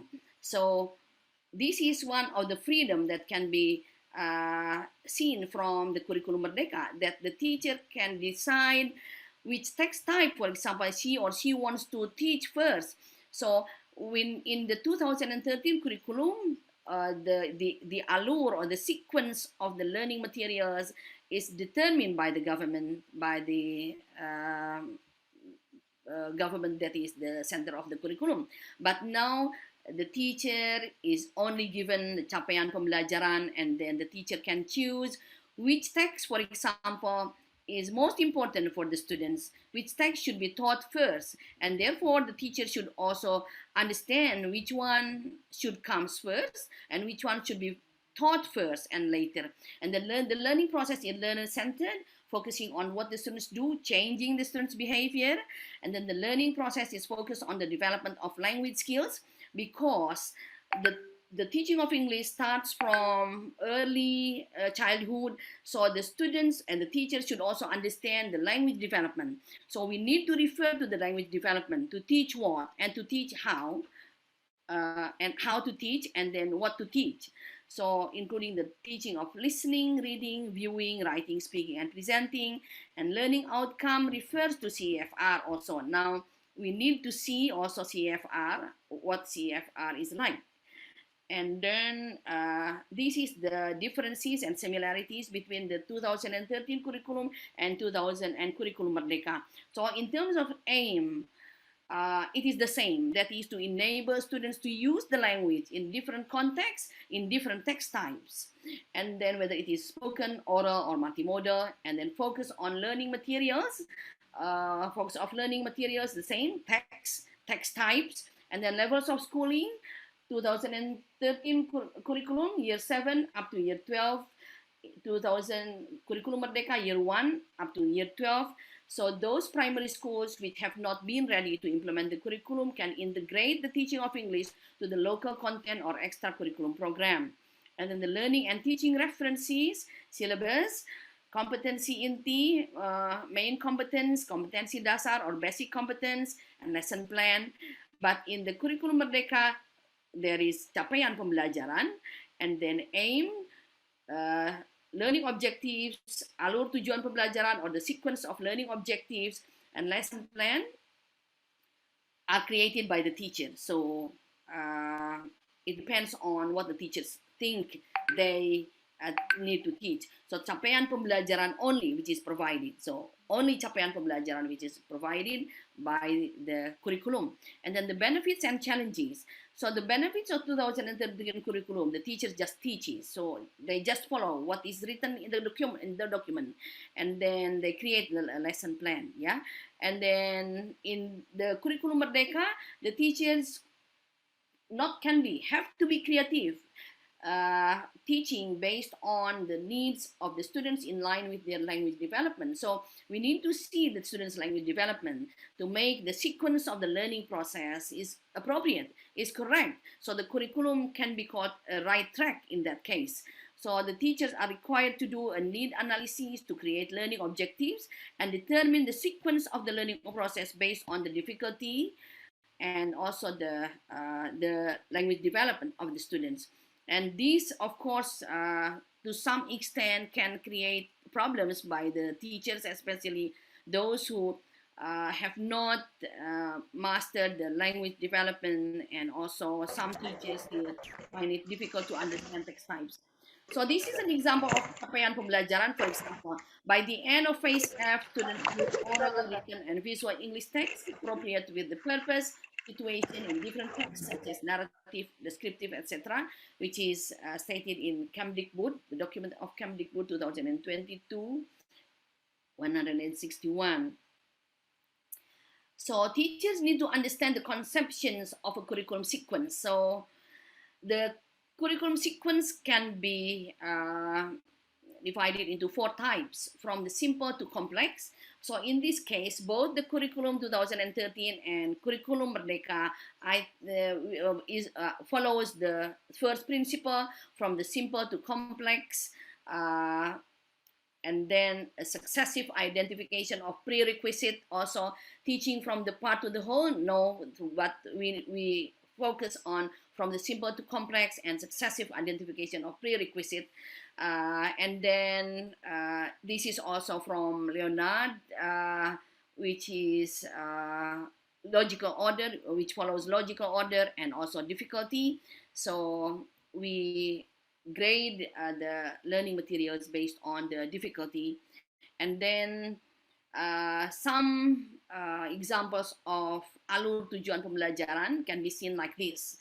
So this is the alur, an example of alur pembelajaran for one learning material, for one activity in the teaching cycle or in a chapter of a book, for example. So the first one is mengidentifikasi berbagai karakteristik cerita termasuk karakter. So identify the characteristics of a story, and then identify the language features, and then understand the explicit and implicit information in a text heard or read, and then they write a text with an appropriate structure of organization and linguistic features and present or orally the written text. And so this actually follows the text-based instruction, the stages of the text-based instruction. And then another example is like this. So we can see mengidentifikasi konteks gagasan utama. What do you think about this tujuan pembelajaran? Merancang dan memproduksi teks deskriptif lisan dan multimodal sederhana tentang jati diri. Do you think it is appropriate, it is relevant to the capaian pembelajaran? So all the capaian pembelajaran are actually aimed to allow the students to use the language in all language skills, including reading, writing, speaking, listening, viewing, and also presenting. So if we merancang dan produksi teks deskriptif lisan for one unit, for example, so it is focused on one language skill, and then these are the aim. So in my opinion, it is better that we need to identify that, we identify the language skill that can be developed in each aim of the pembelajaran, of learning objectives. So which language skill is focused in this learning objective, for example, mengidentifikasi konteks gagasan utama, what language skill, and then menjelaskan konteks gagasan utama, what language skills can be developed, and then mengemukakan ide dari teks deskriptif lisan, tulisan, dan multimodal tentang myself. So is it written or is it spoken? It is not clear. Menggunakan struktur teks dan struktur bahasa dari teks deskriptif lisan, tulisan, dan multimodal teks myself. So does it mean that the students have to write a descriptive text orally and also in written form and also in multimodal text? So is it too much? Yeah. So we need to create, as Tyler says, that the learning objective should not be too many. 1 or 2 is enough, but we can make it a more global aim. And then, so there are many ways to achieve that that goal or that objective. So if we create an objective which is too specific, many but too specific, it is not effective, as stated by Tyler, which is the expert of the curriculum. So this is another learning objectives or alur of learning objectives. Sejalan dengan capaian pembelajaran yang diberikan pada bab ini, kegiatan belajar menjadikan peserta didik mampu identify the characteristics of text narrative, of narrative text, and then mengidentifikasi ciri-ciri bahasaan, memahami informasi, menulis teks naratif dengan perhatikan fungsi sosial, mempresentasikan teks naratif. So this is reading, reading and then listening. The third one is listening and reading, and then fourth, writing and then presenting. So one chapter in a book which is published by the government now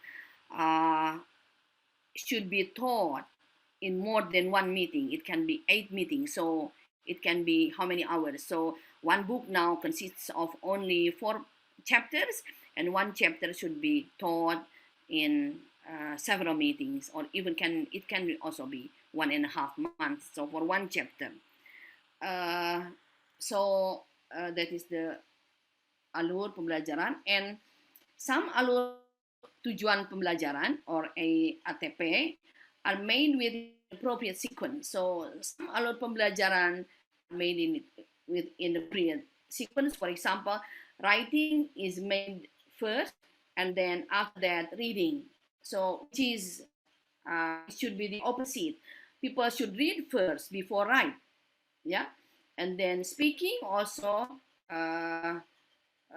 should be after reading or after listening or after writing, not speaking first and then reading and listening.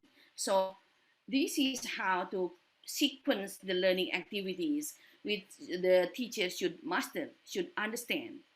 So the learning sequence is not mixed up with from one learning skill to another. And many teachers also misunderstand about the verb memirsa for reading image. So when the students still read a text which is visual, when the students read visual text, it is not memirsa. It is not memirsa, but it is still reading, but reading image, ya. So masih membaca itu, jadi bukan memirsa. Memirsa itu berarti nonton, melihat video, nah itu memirsa. And then we need to be careful also with the word to facilitate. So many teachers or many writers of learning alur of pembelajaran or learning objectives mention memfasilitasi peserta didik untuk mengaktifkan pengetahuan awal mereka mengenai teks agen yang akan dipelajari misalnya. So the role of the teacher is not to facilitate, is to guide the students. Remember that the definition of curriculum that I mentioned in the first slide of this presentation, that the students can learn something under the teacher's guidance. So the teachers should guide the students to activate their background knowledge. So not memfasilitasi. If we say that the role of the teacher is to facilitate, maka pembelajaran akan secara, kalau bahasa Sundanya, yaitu cetrek-leos, means that the teacher just turn on TV or something and then he or she will leave. So this is an example of to facilitate, which is actually again not appropriate. So memfasilitasi peserta didik untuk belajar beberapa kosakata terkait elemen dari cerita. So why should the students learn vocabulary items? We need to teach the students a text. Of course, it will involve the mastery of vocabulary, but it is not the main aim. So peserta didik belajar beberapa vocabulary should not become the aim of the learning process, but they use the language for a purpose. What is the purpose? It will be dependent on the text type. And then petunjuk pembelajaran, for example, mintalah salah satu siswa membacakan instruksi untuk activity 1. Secara kelas tanyakan apa nama instruksi tersebut. It is not again related to the tujuan pembelajaran. The petunjuk pembelajaran is not related to the tujuan pembelajaran. So this, I think, the possibility that the students will find as a challenge of the teachers they may find while they teach using the Kurikulum Merdeka. So thank you very much. Okay, thank you very much, Professor Emilia, for the enriching presentation. Ladies and gentlemen, please give a very big round of applause for the presenters, both Dr. Hywel and also Professor Emilia. Okay, I think now we still have time for question and answer session. If I'm not mistaken, we have up until 10:30, so we have 25 minutes for question and answer session. Some questions, let me check first. Okay, I think there is, previously there is one question for Dr. Coleman, but it has already been answered in the chat box as well. Let me see.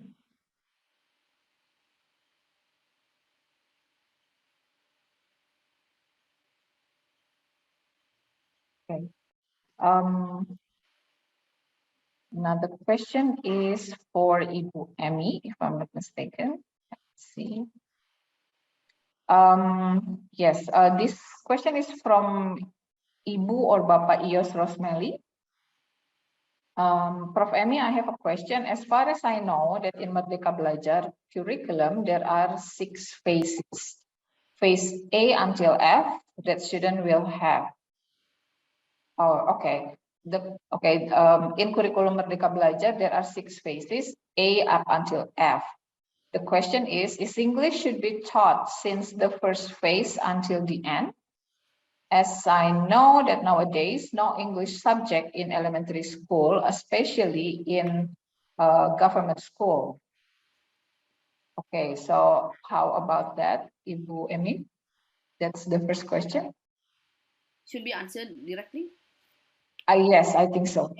So as I mentioned to you before, that it is also written in the curriculum document that when the school is not ready to teach English as a subject, so English can be integrated in the extracurricular program. So the students can learn the English in the extracurricular program. Thank you. Yes. Yes, okay, Ibu Ios. Yeah, I hope that answers the question. Right. Now I have another one. I think this one, oh, okay, this one is also from Pak Aris. This one is from Pak Aris. Apakah bisa diberi satu implementasi lesson plan procedure pembelajaran bahasa Inggris berbasis kurikulum Merdeka? Would you like to answer this? Yes, there are several samples of the lesson plan, but the lesson plan is now more detailed. Yeah, you need to mention the characteristics of pelajar Pancasila that you focus on, and how many students you teach, and this should not be more than 32, I think, and then the learning processes should also be mentioned in detail. So. To some extent, when I saw this template, I think hopefully the teachers will find it easy to follow. But I heard that there is now an activity which tries to create a simpler one. So if you want, I can give you an example of a lesson plan, but probably Ibu Neni, I think, will explain about the lesson plan later. So yeah, you need to mention the references, you need to mention the detail, the activity, and you also need to sequence appropriately. Yeah. Okay, thank you very much. So probably later on with Ibu Neni and Ibu Rina, yeah, there will be also some examples. All right. But in general, it is actually the same as the previous one. So if you already understand about how to create a lesson plan, you will not find any difficulty, in my opinion. So you just add the learning experience, and then the number of the students, and then what the previous lesson did the students learn, and to see the connection between the previous subject or material to the one that we plan. So the teacher is asked to write the previous lesson and the lesson that is written in the lesson plan. Yeah. Thank you very much. I can see that there are 2 participants here who raised their hands. The first one is Ibu Nurhayati Umar Fadlang. Yes, would you like to ask the questions directly, Ibu? You may unmute the microphone, yes. Okay, thank you very much for the moderator, Miss Lulu Laila Hamalia. speaking. Excuse me, Prof. Miss Amy, Prof. Emilia. I want to ask you, could you explain more about the difference between the learning procedure in Kurikulum Merdeka and the previous curriculum? I think it is a simple question from me. Okay, thank you. Okay, the learning process in the Kurikulum Merdeka, actually the teachers should understand about the concept of sequence in the curriculum. Yeah, so the sequence of the curriculum can follow the 4 principles that I mentioned before, whether it is based on the logical order, historical order, level of difficulty, or other things. What is the rest? And so the Kurikulum Merdeka follows the sequence based on the difficulty. That is, each one should be taught first, and then this should become the prerequisite for the next lesson. So the learning process should see what is easiest, and then this should be presented first to the students. This should be taught first. That is why the teacher should understand which text type, for example, is most difficult. The text type which is most difficult is explanation, and then before that is discussion, and then exposition. So the first one is descriptive, for example, recount, procedure, narrative, report, and then exposition, discussion, and explanation. So the more research which is needed to create that text or to learn that text, so the most difficult the text will be. So descriptive text is usually taught first, and then after that the recount, and then narrative. So it depends on the student's ability. So if the students, for example, are already able to write a descriptive text, to read a descriptive text, to speak about the descriptive text, so the teachers can start from another text type, and then you will have a lot of time to teach that. So this is the benefit of the teachers, for the teachers, especially with those whose students are already advanced, for example. So you do not need to repeat from the beginning. While the 2013 curriculum, for example, in high school, senior high school, the students learn descriptive text again, yeah, and then narrative text again, although the complexity is different. But when you think that the students can move to another step, another text type, for example, when they present, they can do the presentation of an academic text, for example, so they can do that. And this will be dependent on the student's condition. And therefore, the teacher should see what their students need to learn in this case.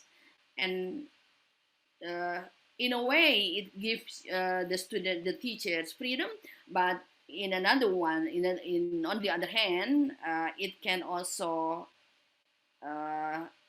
be challenging for the teachers, especially those who have not, for example, mastered the previous curriculum also, yeah. But if you follow the capaian pembelajaran, for example, so you can also follow the capaian pembelajaran. What is mentioned first in the capaian pembelajaran, it also indicates the sequence of the learning materials that the students should learn. Thank you very much, Ibu Emi, for the answer. Yeah. Yes. Okay. And then now another question is from Ibu Winda Medianti. Oh, Ibu Winda, would you like to ask the questions directly? Yes, thank you for the opportunity. I'm Winda Medianti, an English teacher from Central Kalimantan, and currently I'm teaching in junior high school. And my question is, this term Merdeka or Kurikulum Merdeka, also new paradigm, it's triggers state of confusion in teacher's state of mind. So what I mean by saying that is because we know that we have this learning outcome that we can accomplish in one phase. For example, because I'm teaching in junior high school, so this is phase D, right? So from that learning outcome, we can accomplish that learning outcome in one phase, which is 3 years. Am I right? Yeah, yes. Yes. And then what makes us confused now is that there are so many elements in this new curriculum. I mean, like a budaya positive or positive culture. And then we have also to implement like class agreement, kesepakatan kelas or keyakinan kelas. And then also we still confused about how we can develop learning outcome and then down to the alur tujuan pembelajaran like that you say earlier sequence, and then to the learning purpose, because yeah, we as a teacher, we have to understand the contextual learning environment that we have, also the characteristic of our students. This is really challenging for a student, as you said earlier. So do you have any kind of tips, or I think you can I mean organize another webinar for English teacher to help us to understand this new curriculum better. I think that's all my question. Thank you. Yeah, all right. So the concept of freedom in education context is actually not new. It is not a new paradigm, as I mentioned before, that this has been stated and this has been developed since 1970, the 1970s, yeah? So, but Indonesia probably officially uses this term is new.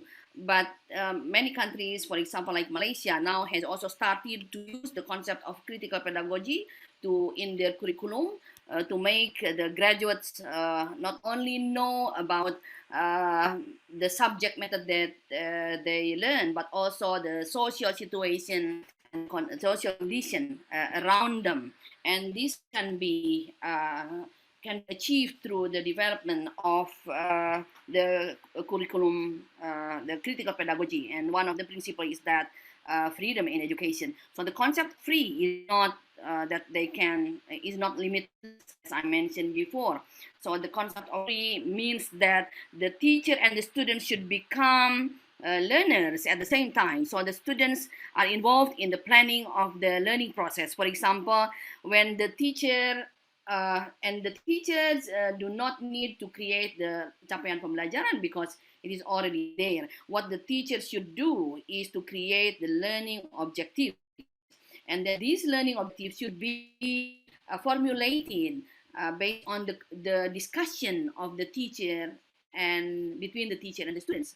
So in my opinion, this will be very good, because I also once applied this concept, and sometimes I also apply this with my students. For example, now, so are you ready to move to another material in the syllabus?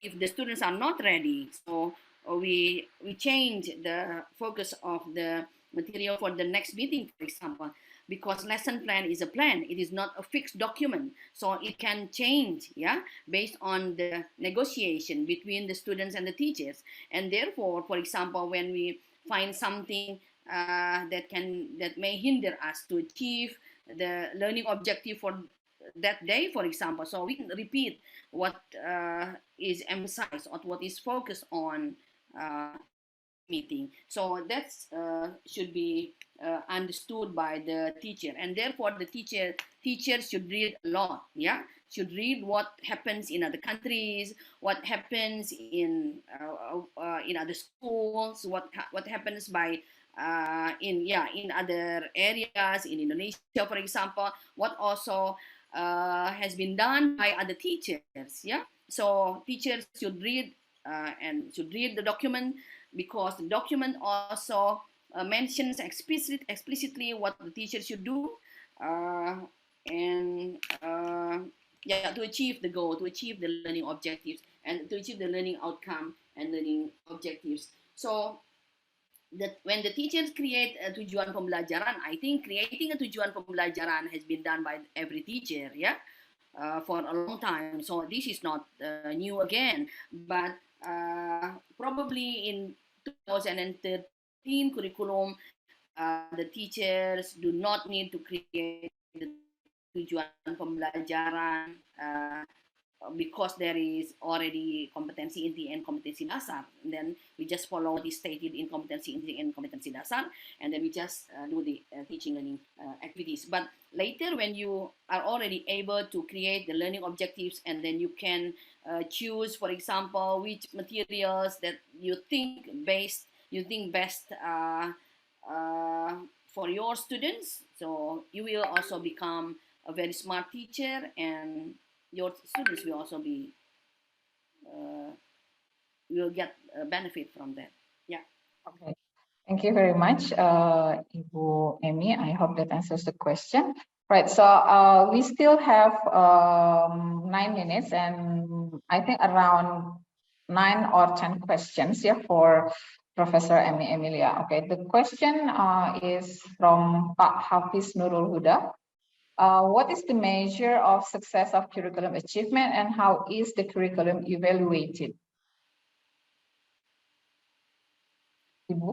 So yeah, to measure that the curriculum can be achieved is that the students can use the or can achieve the demand that has been targeted in each phase of the curriculum. And the curriculum is evaluated. I think this can be also be seen later. So the teachers can be involved in the curriculum evaluation, whether it is effective or not, whether the curriculum can be applied or not. See, only the teachers can do this. So remember that, as Henry Giroux says, for example, in the United States, teachers should become public intellectuals. It is the teachers who can say that whether or not the curriculum is appropriate, is relevant to their students. So if the teachers are quiet and then they do not say anything about the curriculum, so the government will say that, oh, the curriculum will be okay, will be all right, and then there will not be any change because it is considered as appropriate. But again, the curriculum can be also evaluated from the graduates. For example, can the graduates achieve the target, and then can the graduates use the language, for example, appropriately? Can they have a job, or can they continue their study to universities? For example, can they use English to understand different text types, or can also they use English to express their ideas, to express opinions, whether it is oral or it is written? Yeah, thank you. Okay, thank you. Okay, Pak Hafiz Nurul Huda, I hope that answers the question. Let's move on to another question. The question actually is quite simple, but I think it needs quite elaborative explanation. Yeah, it's from Bapak Kristu tadi. May teacher break down the capaian pembelajaran based on their students' capabilities? Okay. The capaian pembelajaran for each phase has been written by the government, but this is only for one phase. So remember, in one phase there are, for example, one phase E for senior high school is for 3 years. So you can write the capaian pembelajaran for each year. For example, year 10, year 11, year 12 is capaian pembelajaran for year 12 is already there, and then year 10, year 11 you can create it. Yeah, based on the text types also. Yeah. Okay, thank you. And then I think we still have 6 minutes. Let's see. Right. The question, the next question actually is on the materials and the teaching materials. The focus of the materials is text. I think the hardest part is how to decide difficulty level of the text for the students, and why only text? Why don't we use audio and others? So this is actually a misunderstanding of many teachers, that texts are always to do with written form, written text. Texts are not only written, but as is mentioned in the curriculum, the text can be written, can be spoken, can be visual, can be multimodal. So text can be one word, can also be question mark, for example, and then can be one phrase, one sentence. So for example, when there is a sate seller sate, is that a text? Do you think that it is a text or not? Is that a text? Yeah. Yes, it is. It is a text. Because why? Because it is meaningful. Because people will not ask the sate seller, hey, what are you doing, Mang? No, no, no. The people will not ask that question because people will, Mang, beli. It means that is a text which is responded to people. The stop sign, for example, is also a text because with the stop sign, people will stop. So we do not need to ask for an explanation from the police, for example, what should we do? So that is meant by text. So text is a semantic unit. That means that anything that is meaningful, which has a complete meaning to the readers, to the speaker, so that is a text. So a text for a student, for example, students in year 1, for example, can also be one word, can be 2 words. For example, my name is Sinta. My name is Sinta. I am from Bandung. So it is a complete text for that child because it is complete, and then people can respond to it. Yeah. Okay. So yeah. Yeah. Okay. I think one last question. Yeah. This one is quite. This one is intriguing, Ibu Emi. The question is from Pak Hywel. Yeah. Has Kurikulum Merdeka been piloted before being introduced? Udah lah. It has. Yes. Yeah, I think it has been piloted in several schools, in which is called before the curriculum, what is called curriculum apa tuh namanya? Curriculum apa? Ada curriculum prototype. Yeah. It has been prototype. Yeah. Yes. Okay. So still. But probably this should be longer. Yeah. The piloting is like in the United States, for example, and also in Australia. So when they developed a new curriculum, so the new curriculum was tried out for 8 years, and then this is also what happened in the United States and also in Australia. So after getting a lot of data and identifying possible problems, and when it was released to public, so all problems have been solved. Yeah. Okay. Emi, izin Ibu, itu maksudnya mungkin pilot project itu apakah sudah pernah sebelum diimplementasikan ke sekolah lain, sudah ada di sekolah tertentu, lalu bagaimana hasilnya dan evaluasinya, Bu? Sudah sih ya, sudah ya. Cuma hasilnya saya tidak tahu ya. Tapi yang jelas sudah ada pilot projectnya di sekolah-sekolah tertentu ya. Ya, oke. I think beberapa sekolah yang dipilih begitu loh. Ada 100 sekolah berapa? Ya, ada sekolah penggerak mungkin ya, Bu, di sekolah penggerak. Ya. Oke, so I think sekolah PK sudah menerapkan kurikulum merdeka, Ibu. Mungkin kita bisa sharing dengan sekolah PK. Yes. Okay. That's a good idea ya. Terima kasih Ibu Sarhiatun. Right, so it's already come to the end actually of the session from the keynote speakers. Thank you very much, Bapak Ibu. Let's give a very big round of applause for Ibu Emi and Pak Hywel once again. Yes, thank you so much. And then I think the biggest challenge is actually how to make teachers or how to help teachers to understand the conception of curriculum sequence, and then also how to make it as it is get along with the language policy in our country. So probably Bu Emi, there are actually some questions about the technicality, how to implement this curriculum Merdeka into practice. Probably later on, TEFLIN West Java and Banten will have the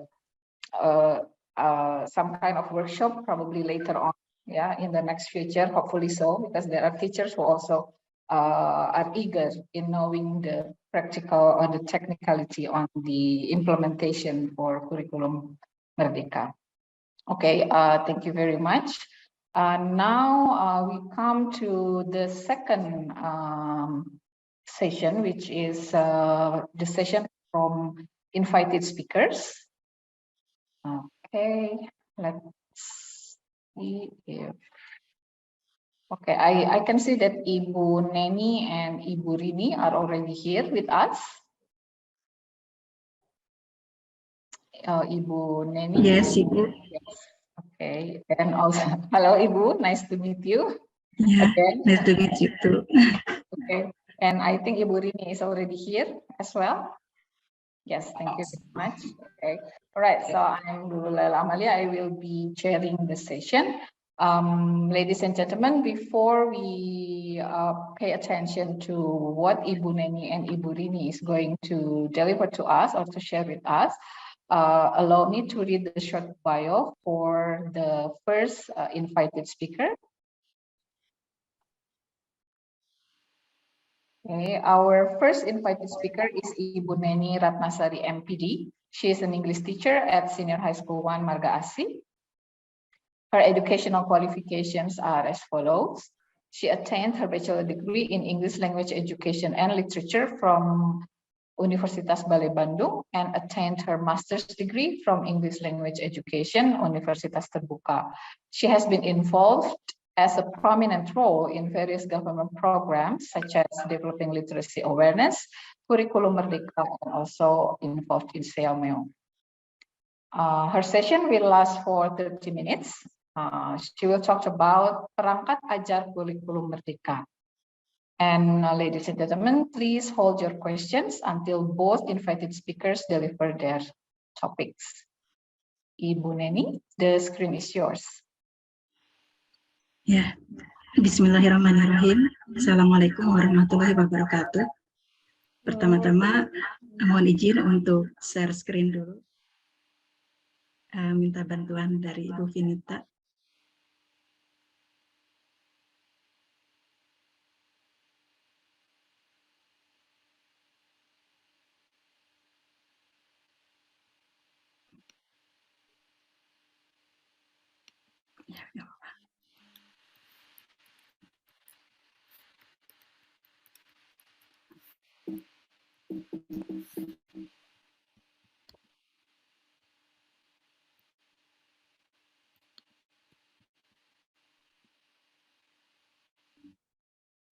Pertama-tama saya ucapkan terima kasih kepada TEFLIN West Java Banten yang telah memberikan kesempatan kepada saya untuk berbagi informasi terkait dengan perangkat ajar kurikulum merdeka.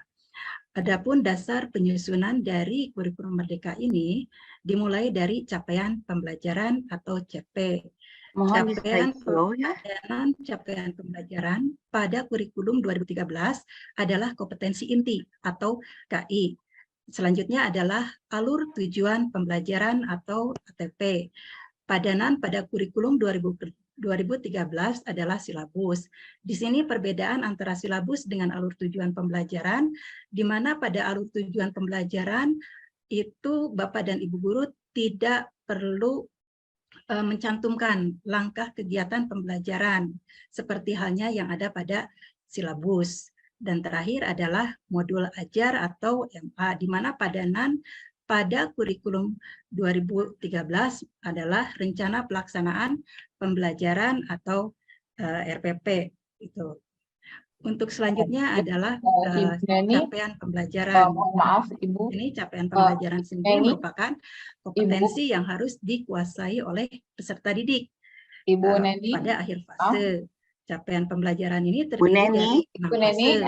Excuse me, Ibu Neni, can you put it into a slideshow? Oh ya. Jadi slideshow Ibu, ya. Ya, mangga Bu. Di pojok sebelah kanan Bu, di bawah. Iya, betul. Ya. Nah, ini untuk capaian pembelajaran itu sendiri terdiri dari 6 fase, dimulai fase A untuk kelas 1 dan 2, kemudian fase B untuk kelas 3 dan 4, fase C untuk kelas 5 dan 6, fase D untuk kelas 7, 8, dan 9, Kemudian dilanjutkan dengan fase E untuk kelas 10 dan fase F untuk kelas 11 dan 12. Nah, ini capaian sendiri atau capaian pembelajaran sendiri ini telah disediakan oleh pemerintah. Kumpulan CP pada mata pelajaran atau tiap jenjang ini dapat Bapak dan Ibu unduh atau download pada website dari sekolah penggerak. CP berbeda untuk tiap mata pelajaran. Nah, seperti ini Bapak dan Ibu bisa melihat capaian pembelajaran untuk mata pelajaran bahasa Inggris, gitu, di mana fase untuk bahasa Inggris di SMA dimulai dari fase E dan dilanjutkan ke fase E untuk kelas 11 dan 12.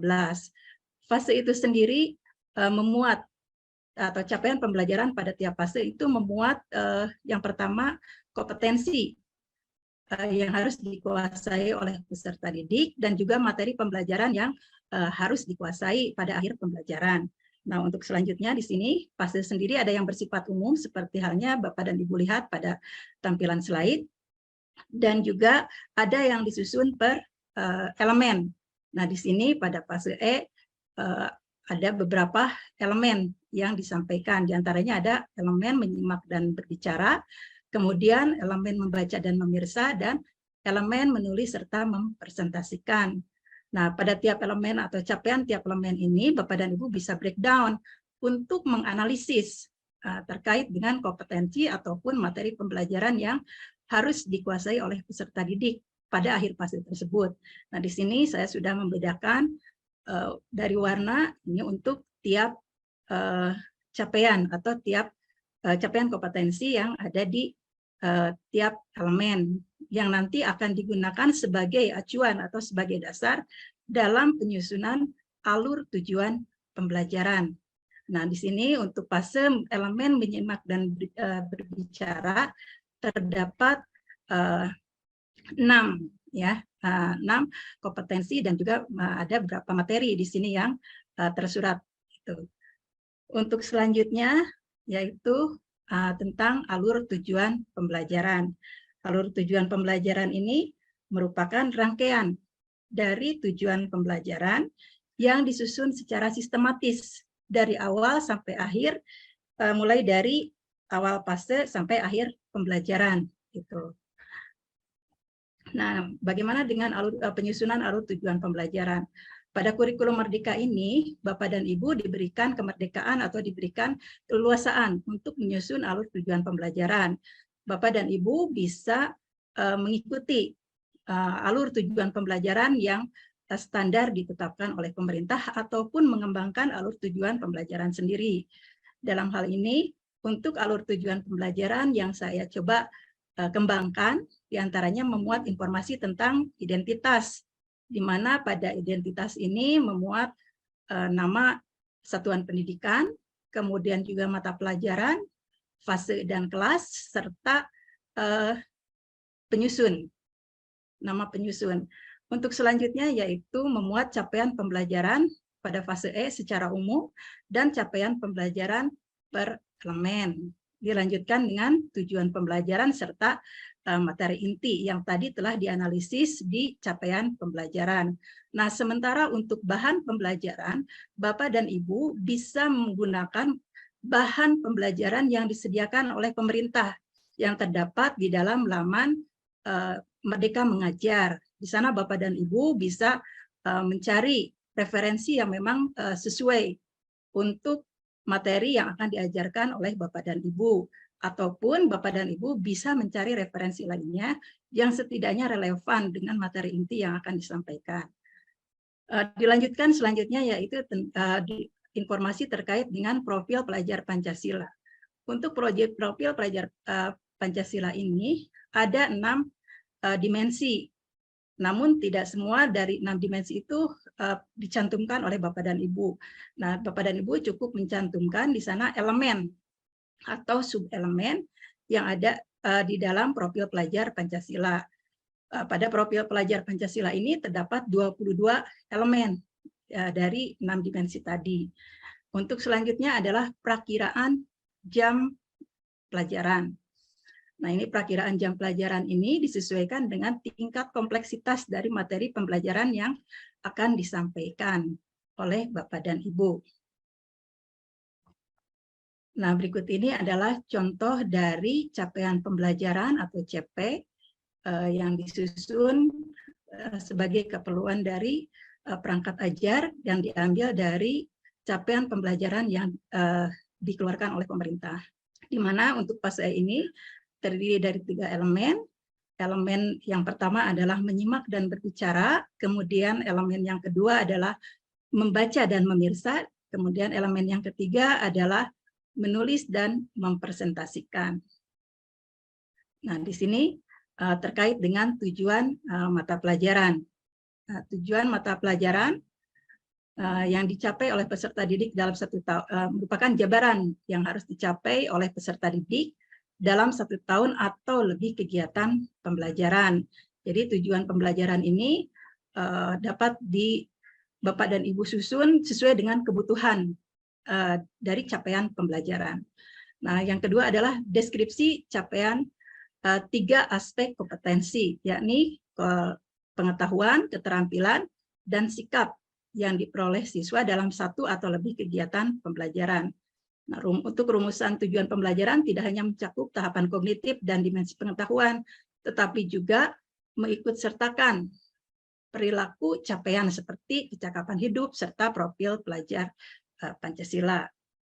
Tadi seperti yang disampaikan oleh Pak Hall sebelumnya, ada hubungannya di sini dengan pengembangan kecakapan abad 21 atau kemampuan literasi peserta didik.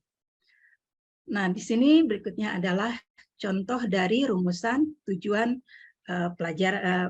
pembelajaran.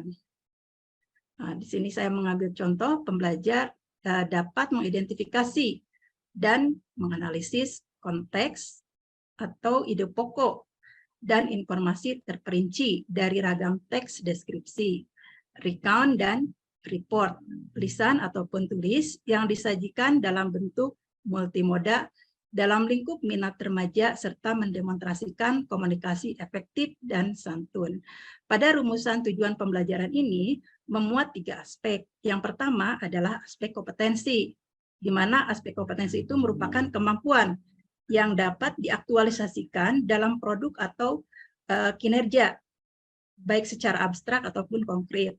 Nah, untuk aspek kompetensi ini, Bapak dan Ibu bisa menggunakan kata kerja operasional. Yang digunakan adalah kata kerja operasional yang dari taksonomi Bloom yang telah direvisi. Nah, Bapak dan Ibu bisa melihat di sana ada kata kerja operasional, mengidentifikasi dan menganalisis. Untuk selanjutnya yaitu aspek konten.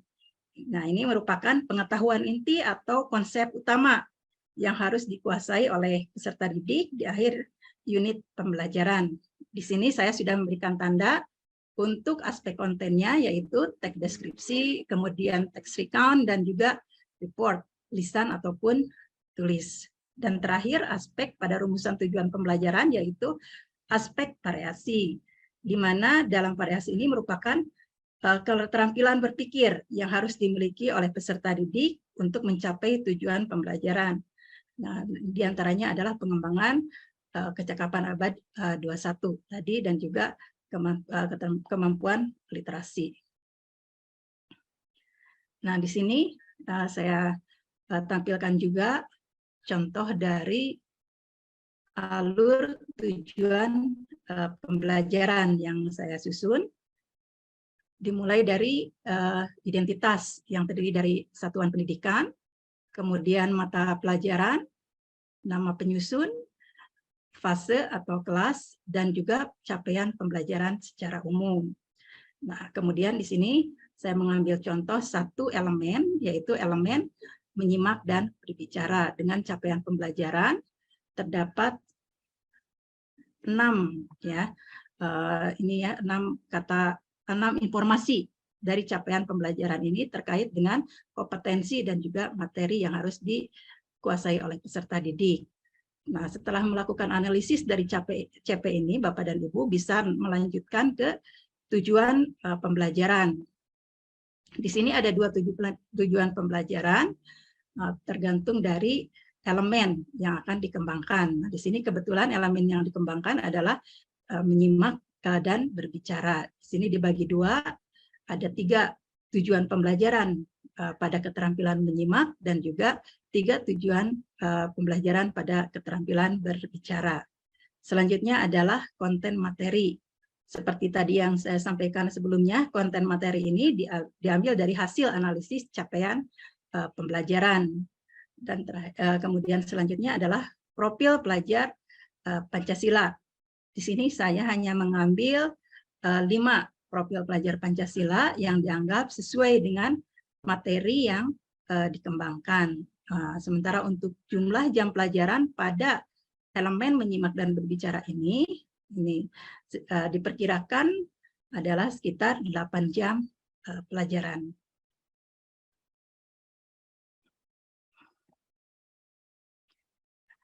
Dari alur tujuan pembelajaran yang telah Bapak dan Ibu dapatkan, untuk selanjutnya kita akan menyusun modul ajar. Nah, untuk modul ajar sendiri, Bapak dan Ibu bisa mengambil versi yang lengkap ataupun versi yang Bapak Ibu buat. Nah, apabila Bapak dan Ibu mengambil versi lengkap, maka di sini ada 3 komponen yang harus Bapak Ibu kembangkan, yang memuat informasi umum yang terdiri dari identitas penulis modul, kemudian kompetensi awal, profil pelajar Pancasila, sarana prasarana, target peserta didik, model pembelajaran yang digunakan.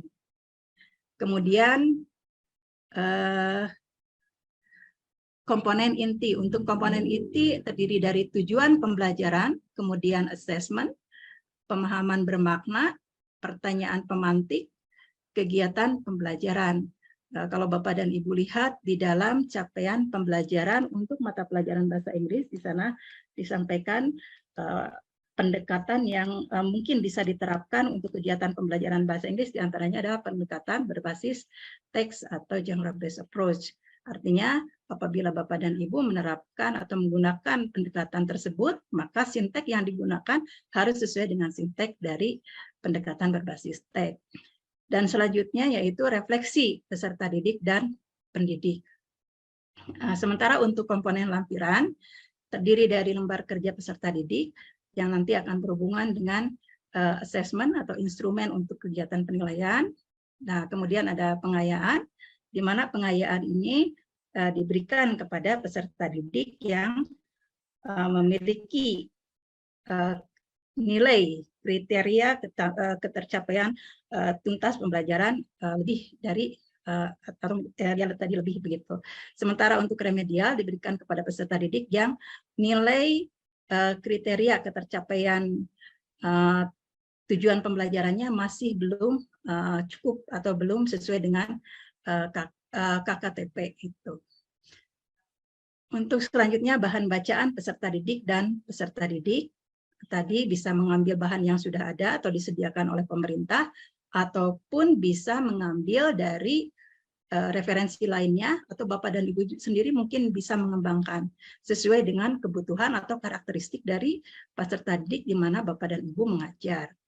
Dan selanjutnya adalah glosarium yang memuat kata-kata yang belum dipahami atau kata-kata yang mungkin perlu penjelasan, dan terakhir adalah daftar pustaka. Jadi untuk modul ajar itu sendiri tidak ada komponen baku. Jadi Bapak dan Ibu bebas untuk menentukan komponen apa saja yang terdapat di dalam modul ajar sesuai dengan konteks, kebutuhan, dan juga karakter peserta didik. Nah, di sini adalah prinsip penyusunan modul ajar. Di sini ada 4 prinsip dalam penyusunan modul ajar. Yang pertama adalah esensial. Pemahaman konsep dari setiap mata pelajaran melalui pengalaman belajar dan lintas disiplin. Kemudian menarik, bermakna, dan menantang. Artinya dapat menumbuhkan minat untuk belajar dan melibatkan peserta didik secara aktif dalam proses belajar. Berhubungan dengan pengetahuan dan pengalaman yang dimiliki oleh peserta didik sebelumnya, sehingga tidak terlalu kompleks namun juga tidak terlalu mudah sesuai dengan tahapan usianya. Kemudian yang ketiga adalah relevan dan kontekstual, berhubungan dengan pengetahuan dan pengalaman yang dimiliki sebelumnya dan sesuai dengan konteks di waktu dan tempat peserta didik berada. Dan terakhir, berkesinambungan, keterkaitan antara alur kegiatan pembelajaran sesuai dengan fase belajar peserta didik.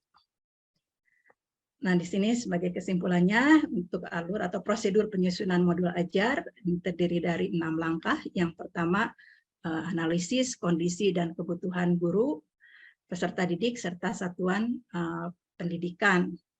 Di mana di sini guru dapat mengembangkan modul pembelajaran melalui proses analisis kebutuhan peserta didik, kemudian mempertimbangkan sarana-prasarana yang dimiliki oleh sekolah.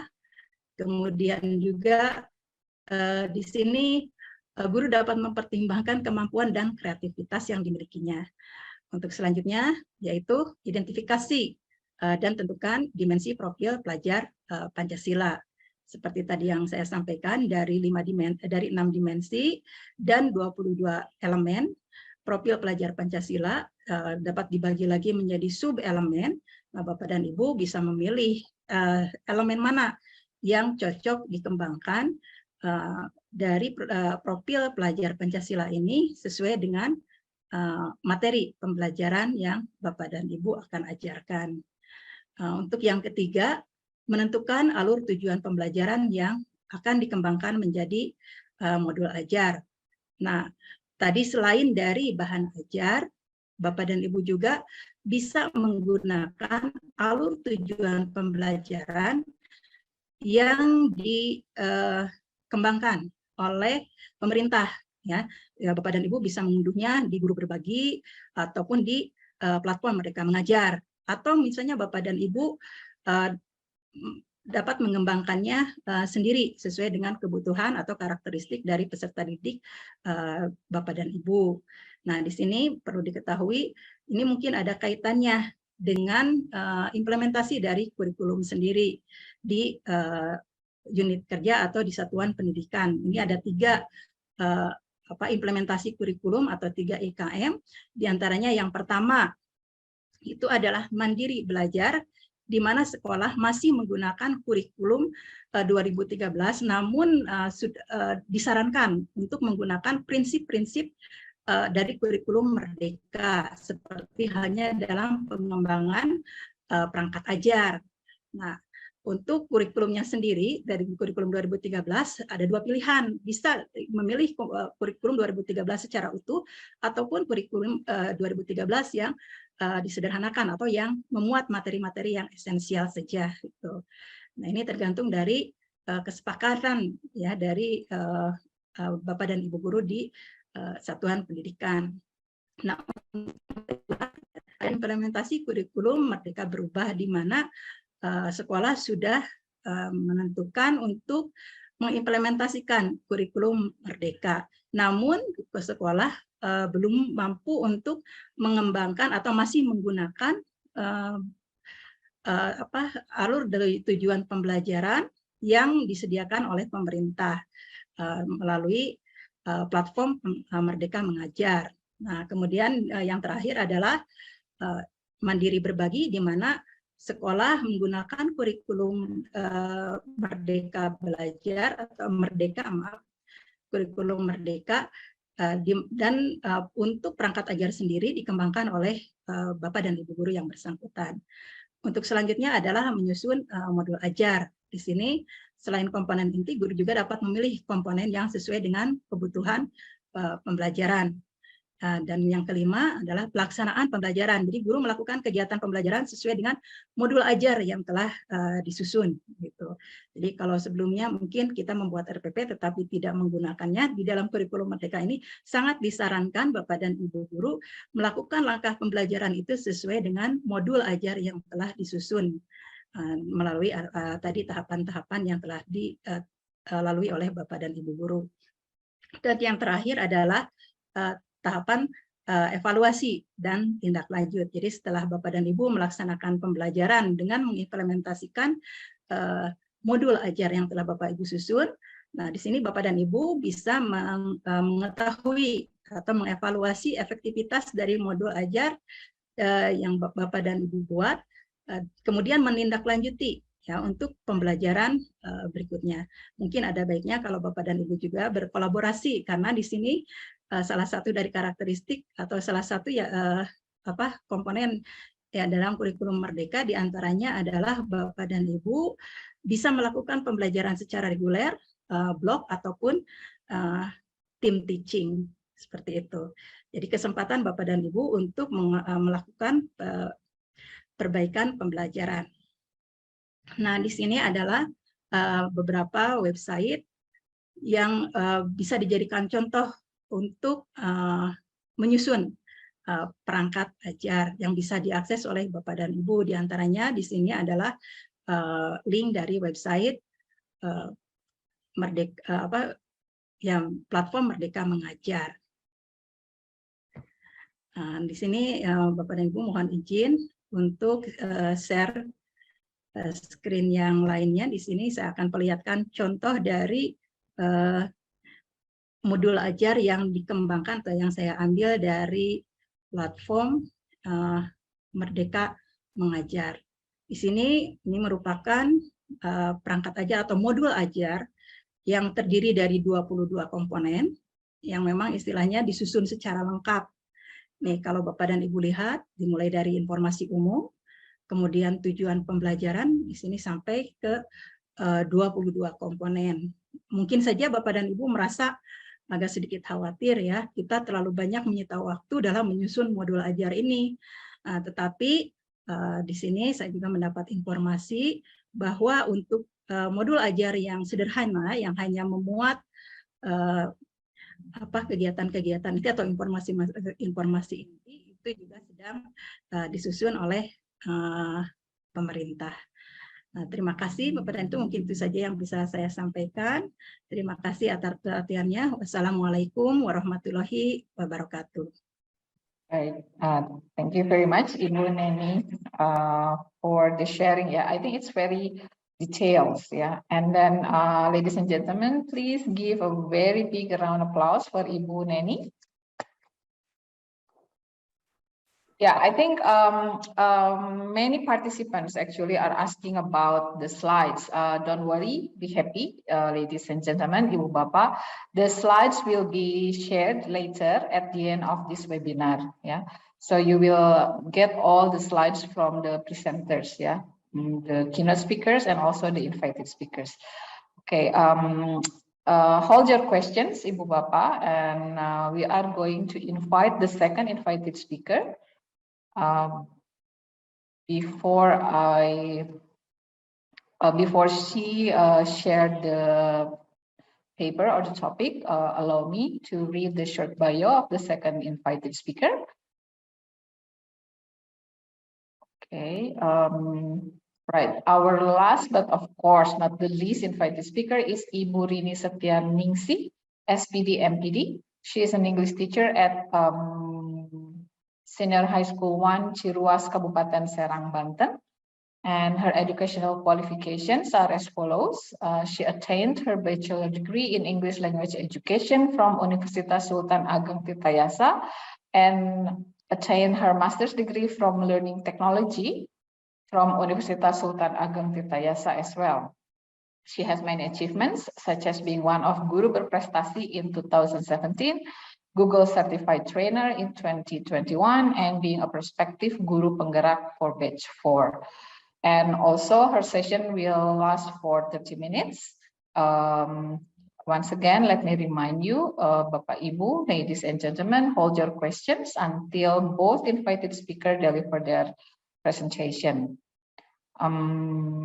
Ladies and gentlemen, please welcome Ibu Rini Setianingsih, S.Pd. M.Pd. with Kurikulum Merdeka in ELT context. Ibu Rini, the screen is yours. Well, thank you very much, Ibu Dr. Lulu Amalia. Can you hear my voice clearly? Yes. Yes. Okay. Good morning, ladies and gentlemen, Bapak Ibu. I'm so glad to meet you in today's webinar. Assalamualaikum warahmatullahi wabarakatuh. Waalaikumsalam warahmatullahi wabarakatuh. Well, allow me to share screens. Okay. Can you see my slide presentation? Yes, Ibu. Yes, okay. Okay, thank you.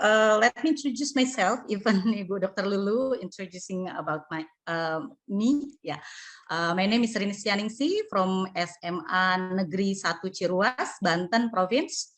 Today, I would like to share my experience about implementing the Kurikulum Merdeka in English language teaching context, of course. Well, teacher merdeka or guru merdeka, yeah. Before I tell you about my experience implementing Kurikulum Merdeka in English language teaching context, here I show you 3 things that guru merdeka, ya.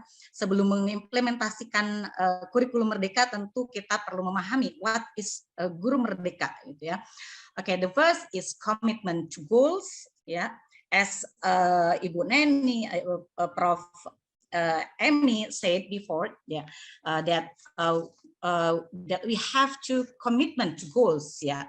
And then the second has independence in teaching methods, and the third is self-reflection regularly. So before we teach, of course, we must formulate goals of our students, what to achieve after carrying out learning. And in Kurikulum Merdeka, as teacher, we need to have independence in determining teaching methods according to the level of students, as we know that teaching at the right level, yeah, and then contextual to the students' daily lives.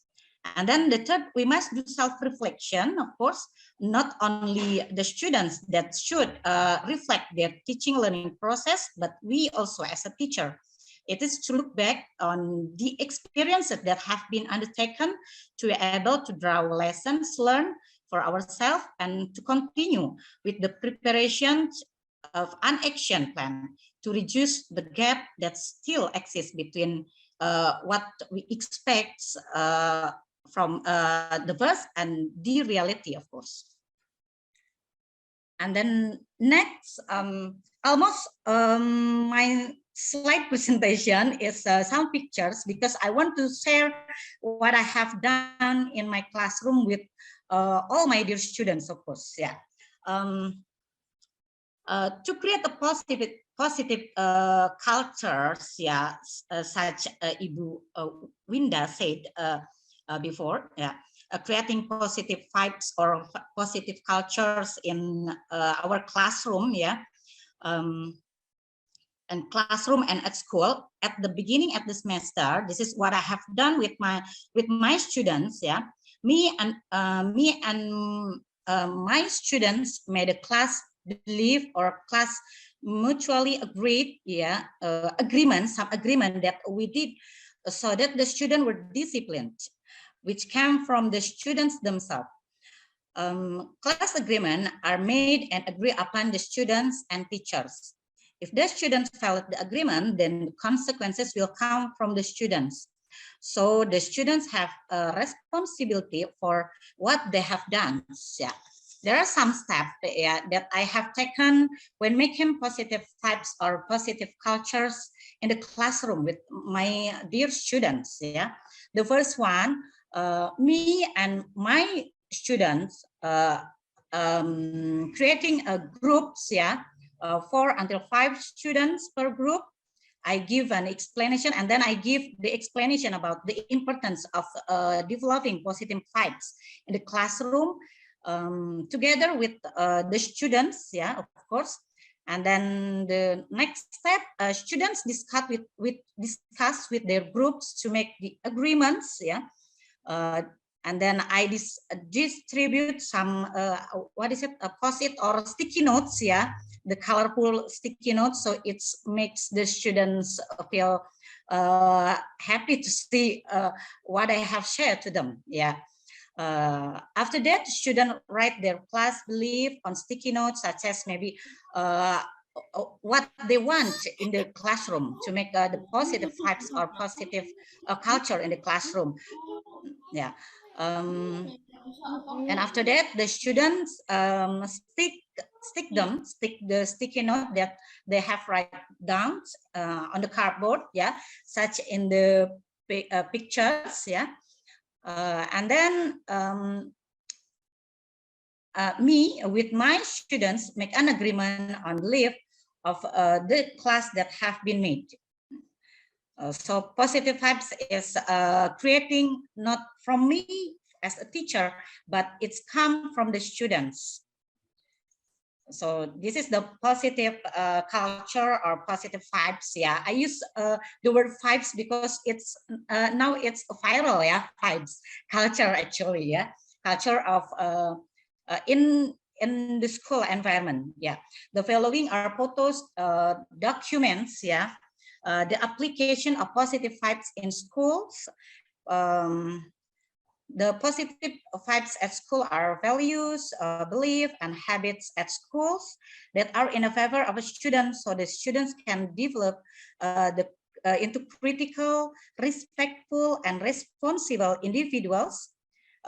One form of positive vibe that is developed in school to apply discipline without any threat and without any punishment. So there is no punishment to creating a positive vibes. Yeah. So the student more responsible, more enthusiastic to enjoy English class, of course. Yeah. And then next, this is a diagnostic assessment. Of course, the diversity situation of students make the learning process started. I analyzed the background of students with the diagnostic assessment. The diagnostic assessment is an attempt to obtain information about the condition of student from both cognitive and non-cognitive aspect related to the readiness of student receive the next subject matter and to arrange learning strategies according to the needs of each student. To carry out this diagnostic assessment, I made several questions for the students that were given to students to get to know about their backgrounds, their habits, their readiness, and learning style of students. So they freely they can write down what they want or what they teaching method they want. Yeah, as we see in the pictures that students write about their what is it?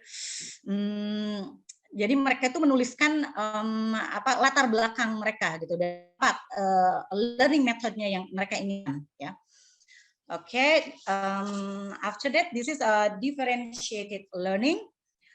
Differentiation refer to responses that teacher makes to learners, yeah, to learners' needs, and then effective differentiation function on the premise that every student can do some remarkable things with the appropriate guidance and supports. Yeah, teachers can differentiate through a range of instructional and management strategies. So teachers can differentiate content, process, and product according to the student's characteristic of readiness, interest, and of course learning profiles. Yeah. And in my learning activities, I apply differentiated learning that accommodates student learning needs based on the result of diagnostic assessment at the beginning of learning. Ya, jadi saya menerapkan pembelajaran berdiferensiasi ini berdasarkan asesmen diagnostik yang sebelumnya sudah dilakukan. Gitu. Because I believe I believe that the behavior of teachers who are adapted to the condition of students is necessarily needed in situation like this, yeah, including in teaching with diverse condition of students. We cannot give equal treatment to all students. I give students the opportunity, for example, to present what they like, so they become more active in the class. Yeah, such as in the pictures, yeah. Some students maybe like learning by using books, maybe, but some of them likes learning by their gadget, and some of them likes learning with their partner, with their groups, maybe. Yeah, this is the variety of students' works, ya. Ini hasil karya siswa yang beragam karena saya menerapkan pembelajaran berdiferensiasi, ya. The following are the result of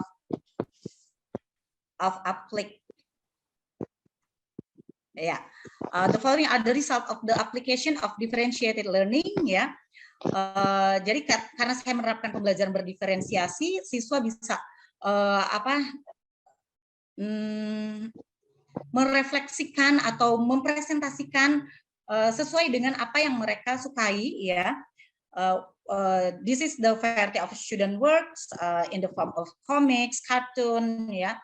Jadi mereka itu diberikan keleluasaan sesuai dengan karakteristik mereka, seperti readiness, and then their interest, their and the students profile, ya. So there is a video cartoon. This is my students' results, yeah, and comics, and they also can create by using a styrofoam and so on, yeah. Jadi di pembelajaran diferensiasi ini memberikan keleluasaan pada anak-anak dalam mengekspresikan apa yang mereka dapatkan. Tidak harus selalu mengumpulkan dalam bentuk misalkan video, harus dalam bentuk komik, tapi we give them kemerdekaan tadi, ya. Oke, next. Oke, sorry. Yeah, this is two main activities and in Kurikulum Merdeka.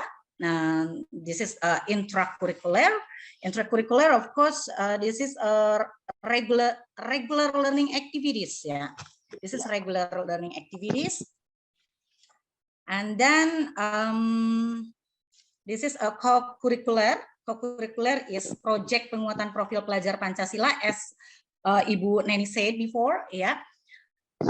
So this is two main activities in Kurikulum Merdeka that I have done. There is intracurricular and co-curricular, and I give some pictures again. Yeah, this is my experience with my dear students in implementing intracurricular in the classroom. Yeah, in implementing English language intracurricular learning, I apply learning in the classroom at the school according to Ki Hajar Dewantara, filosofi Ki Hajar Dewantara, ya.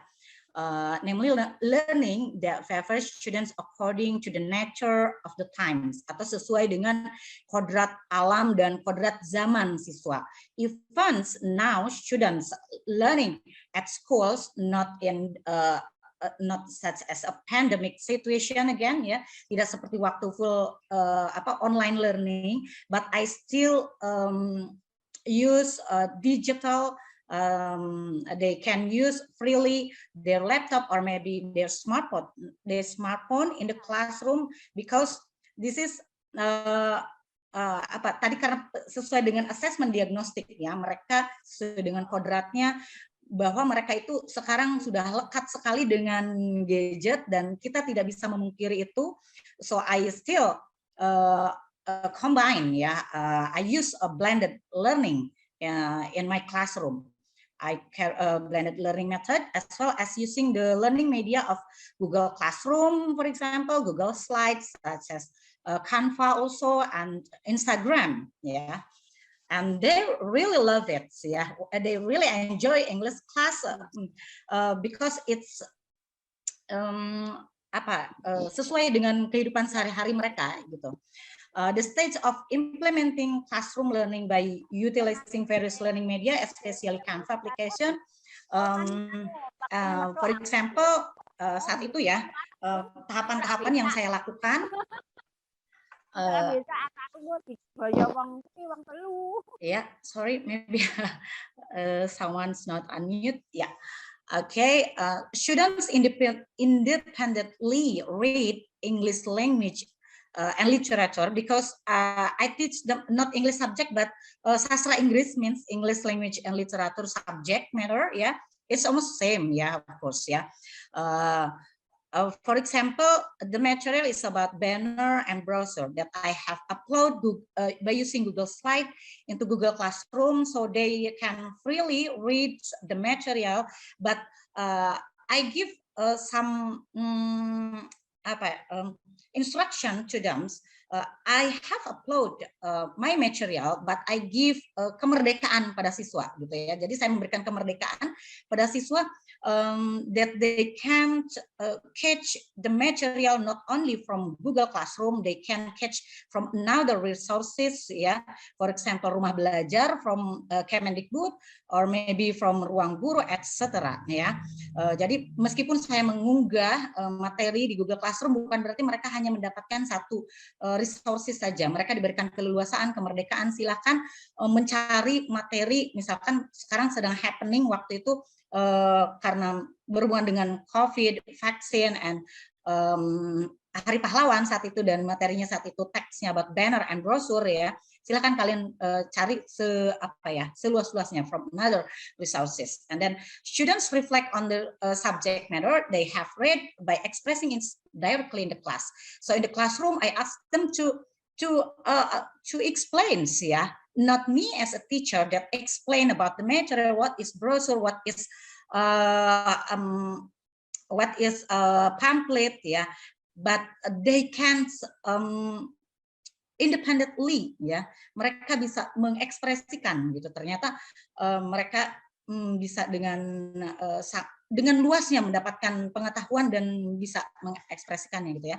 And then I ask them, the students, to collaborate and communicate, ya, or gotong royong in profil pelajar Pancasila, ya, to create digital and contextual banner or brochure according the student choices, gitu. Jadi mereka diberikan keluasaan regarding the current issue or event. Silahkan kalian membuat banner dan brosur, tapi mereka harus bergotong royong. They have to collaborate, communicate by using a digital, but yeah.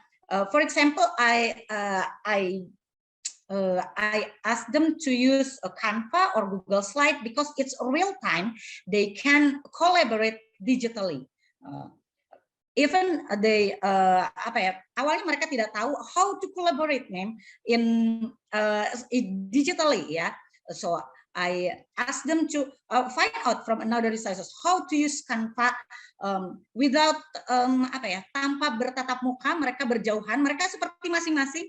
If you can see the pictures, ya, the students is tidak terlalu berdekatan, tapi mereka bisa bekerja sama, gitu. Bisa dengan share linknya, kemudian mereka bisa membuat banner, poster, tidak secara sendiri-sendiri, but bisa berkolaborasi, gitu. Itu gotong royong juga salah satu profil pelajar Pancasila. Selain itu bisa juga dengan membuat Google Slide, dan lain sebagainya, of course, ya. After that, the students can communicate their works, yeah, in the form of banner or brochure to the general public by uploading their brochure or pamphlet to their Instagram.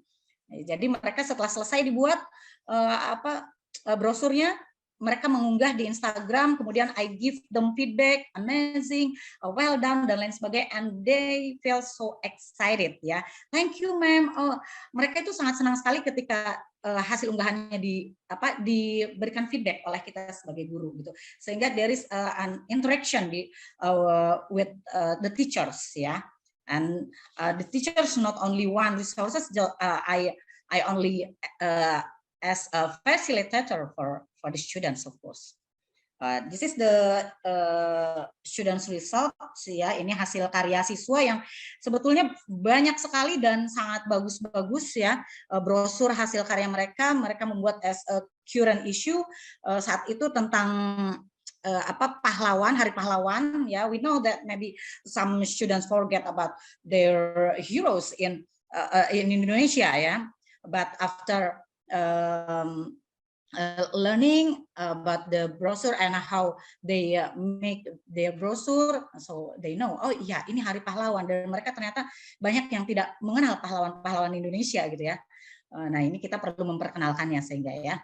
Oke, nah ini ada beberapa yang saya screenshot ya, hasil unggahan mereka di Instagram, and I give some feedback for them, and they are very excited of course.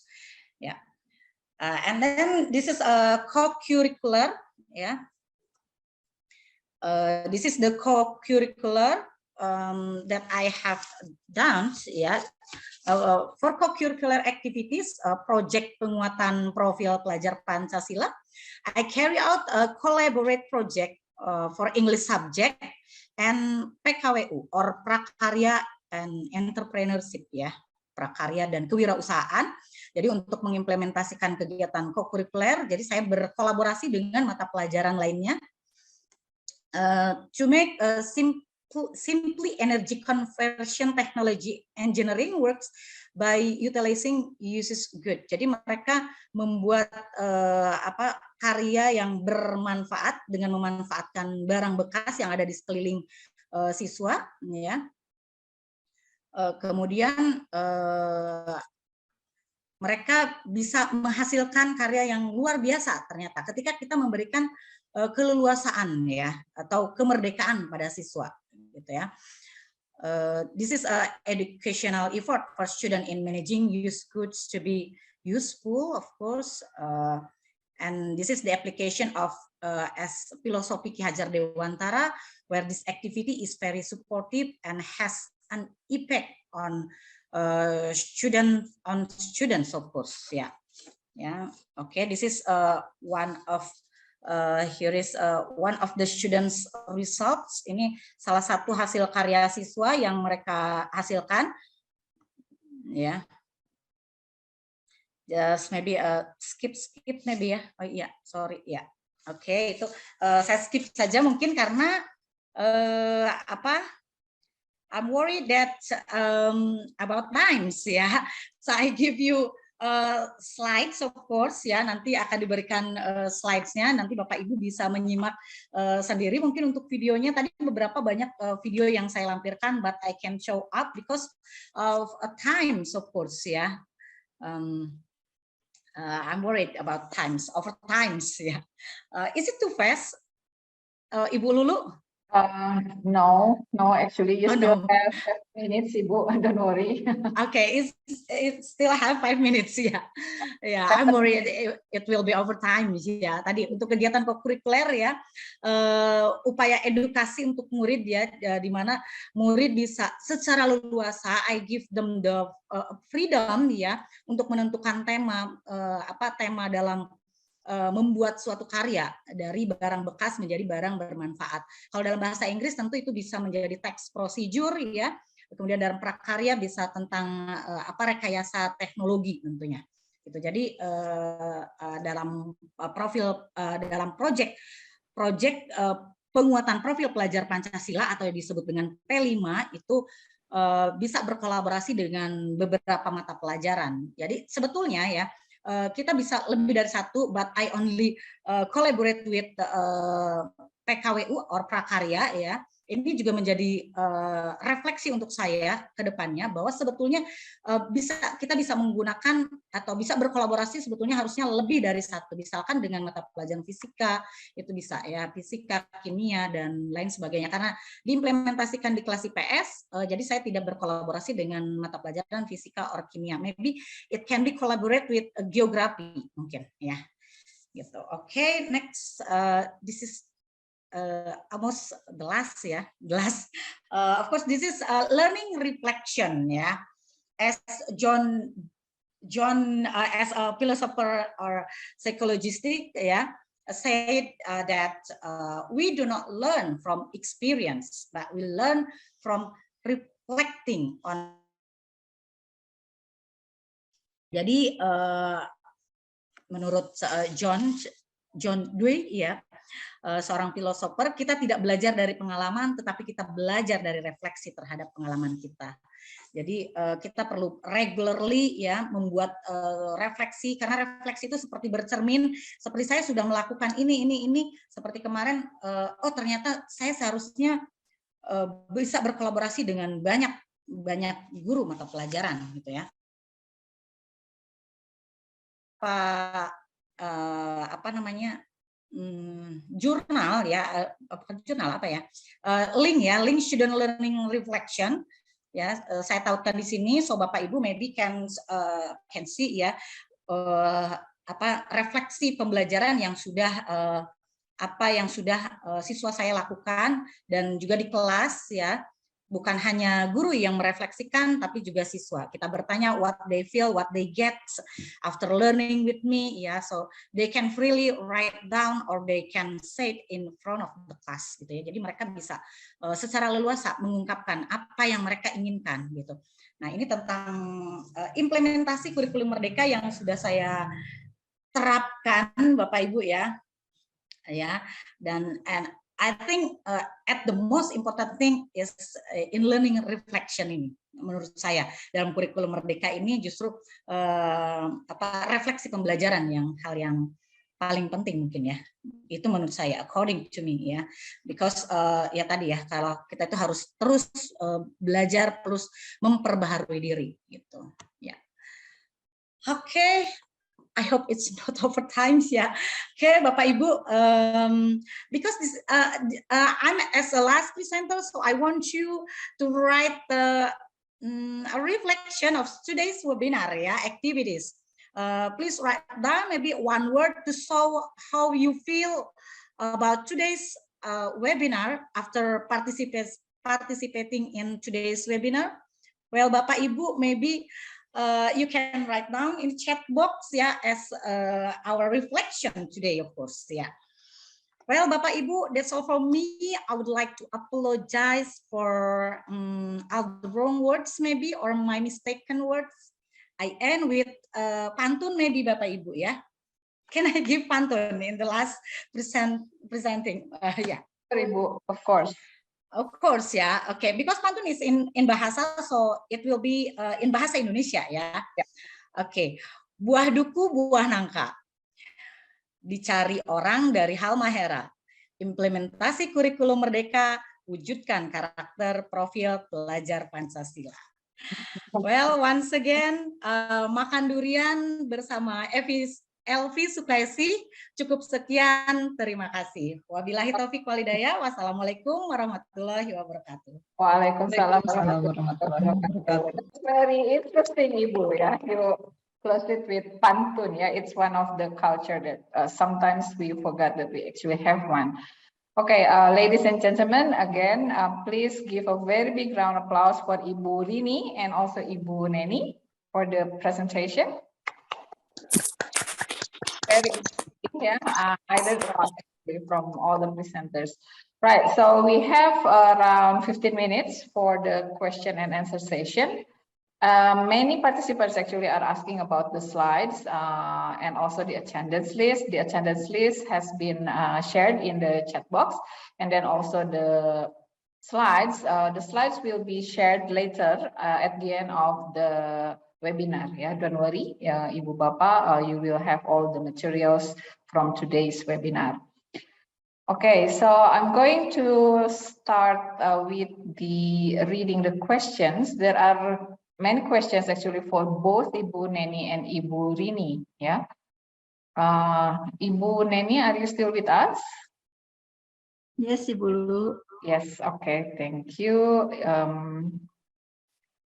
Right, so question number one actually is for Ibu Neni. This one is a question from Ibu Dahlia. Ibu Neni izin bertanya, apakah pertanyaan pemantik itu sama dengan inquiry? Bagaimana pengalaman Ibu dalam memperlengkapi diri mencari modul ajar yang sesuai dengan kebutuhan dan karakteristik murid? Ya, demikian Ibu Neni, silahkan. Berkenan untuk menjawab. Ya, terima kasih Ibu Dahlia. untuk tadi ya pertanyaan yang Ibu tanyakan terkait dengan pertanyaan pemantik dan pertanyaan inquiry, sebetulnya ini tidak terlalu jauh berbeda. Pertanyaan dari pemantik itu sendiri adalah pertanyaan yang mampu melibatkan peserta didik nanti dalam aktivitas kegiatan pembelajaran, artinya pembelajaran yang dapat menggiring peserta didik agar terlibat atau berperan aktif di dalam kegiatan pembelajaran dan dapat mengetahui terlebih dahulu materi pembelajaran yang akan dipelajari. Jadi kita juga dapat mengetahui atau mendiagnosa sejauh mana peserta didik mengetahui materi pembelajaran yang akan dipelajari. Nah, sementara untuk yang inquiry itu memang hampir sama begitu ya untuk pertanyaan inquiry sendiri yang memang bersifat menguji, di mana peserta didik itu sendiri nanti akan menemukan jawaban dari pertanyaan-pertanyaan, atau mungkin ini karena sifatnya open-ended ya Bu ya.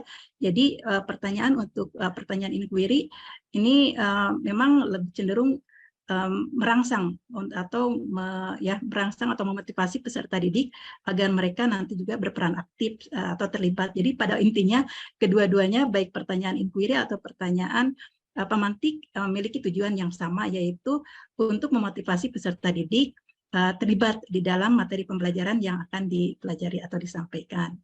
Nah, untuk pertanyaan yang kedua yaitu terkait dengan kebutuhan pengembangan dari modul ajar sendiri. Biasanya sebelum pengembangan modul ajar itu kita meluangkan waktu untuk melaksanakan tes diagnostik dulu ya Bu ya. Untuk pelajaran bahasa biasanya kalau saya sendiri karena mengajar di kelas 10 otomatis belum mungkin di sini itu bertemu sebelumnya dengan anak-anak di kelas di tahapan yang sebelumnya yaitu di SMP. Jadi biasanya saya meminta mereka untuk menuliskan atau menulis tentang pengalaman atau misalnya hal-hal yang mereka minati begitu. Tetapi harus ditulisnya dengan menggunakan bahasa Inggris. Nah, di sana itu akan beragam hasilnya, di mana ada peserta didik yang memang istilahnya hanya menuliskan sedikit atau mungkin tidak sama sekali dalam bahasa Inggris, ya ada yang mungkin menggunakan 30% bahasa Inggris, 70%-nya bahasa Indonesia, ada yang mungkin sudah mampu menggunakan bahasa Inggris. Nah, dari situ kita dapat mempersentase gitu ya. Jadi berapa persen jumlah yang memang siswa sudah memiliki kemampuan dalam menulis bahasa Inggris, kemudian juga yang belum atau sama sekali memang istilahnya tidak mungkin belum mampu untuk yang menuliskan dalam bahasa Inggris. Nah, dari situ kita dapat menyesuaikan seperti apa modul ajar yang kita kembangkan. Mungkin ada baiknya juga kita mempertimbangkan topik dari materi pembelajaran yang akan kita sampaikan kepada anak-anak, sebaiknya memang topik yang terkait dengan lingkungan terdekat dari peserta didik, gitu. Sehingga mereka lebih mudah istilahnya dalam melakukan pembelajaran dari materi yang disampaikan. Namun tadi seperti yang disampaikan juga, ya materinya tidak terlalu mudah juga. Jadi disesuaikan dengan tahapan berpikir dari peserta didik kita. Mungkin itu Bu Dahlia, mudah-mudahan bisa menjawab pertanyaannya. Yeah, thank you very much, Ibu Neni. Yeah, hopefully that answers the question. I think if any one of you would like to discuss more about Kurikulum Merdeka and how to implement it in your classroom, you may contact the speakers, yeah, after the webinar personally. Okay, there is also another question, Ibu Neni, from Ibu Luciana. Di sekolah kami ada diskusi tentang konten yang akan diajarkan di tahunnya ajaran yang akan datang. Seperti yang disampaikan Ibu Neni, guru-guru kami menganggap bahwa kami boleh memilih antara K13 darurat, dan kurikulum merdeka. Namun pengawas memutuskan untuk memilih konten dari kurikulum merdeka saja. Tanggapan Ibu Neni bagaimana? Ya. So what do you think, Ibu? Mohon diulang dulu, kebetulan kurang jelas pertanyaannya. Oke. Di sekolah kami ada diskusi tentang konten yang akan diajarkan di tahun ajaran yang akan datang. Menurut Ibu Luciana, guru-guru di sekolahnya menganggap bahwa boleh memilih antara K13, kurikulum 13, kurikulum 2013 darurat, dan kurikulum merdeka. Namun pengawas memutuskan untuk memilih konten dari kurikulum merdeka saja. Ibu Luciana ingin mengetahui tanggapan Bu Neni terhadap situasi ini. Ya. untuk penggunaan dari kurikulum sendiri ya Bu, apakah kita menggunakan kurikulum merdeka ataupun kurikulum darurat, kurikulum 2013, itu kan ada pengajuan khusus itu Bu.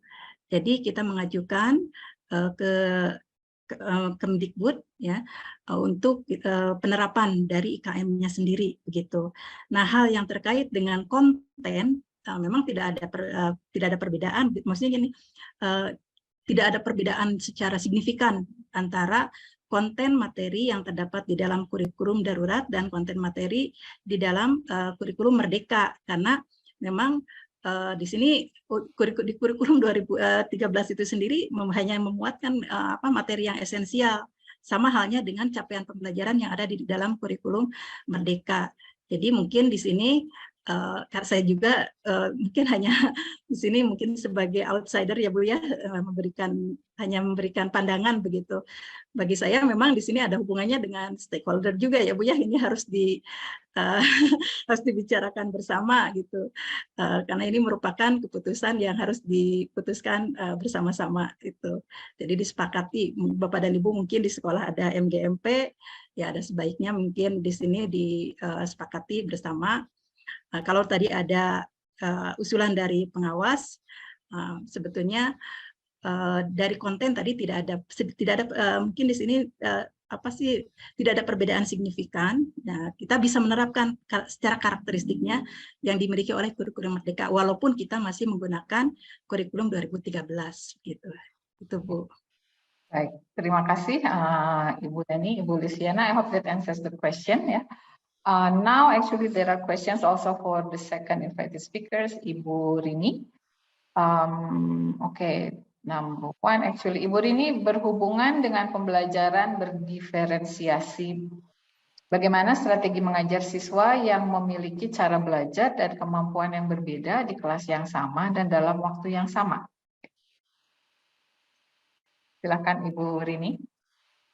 Baik, terima kasih Ibu Lulu, terima kasih atas pertanyaannya. Tadi kalau tidak salah saya mengulang lagi ya, bagaimana strategi menerapkan mengajar siswa yang memiliki cara belajar dan kemampuan yang berbeda. Oh ya, di kelas yang sama dan dalam waktu yang sama. Ya.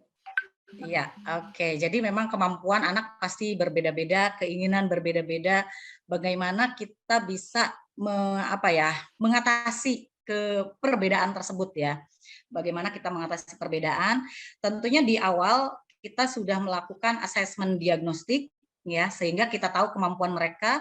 Asesmen diagnostik itu bukan hanya untuk melihat non kognitifnya saja, tapi juga ada kognitif. Jadi seperti bukan pretest ya, asesmen kognitif itu, tapi untuk mengetahui kemampuan awal mereka saja dengan beberapa pertanyaan pemantik tadi, mungkin seperti kata Bu Neni itu ya, yang ditanyakan ke Ibu Neni tadi ya.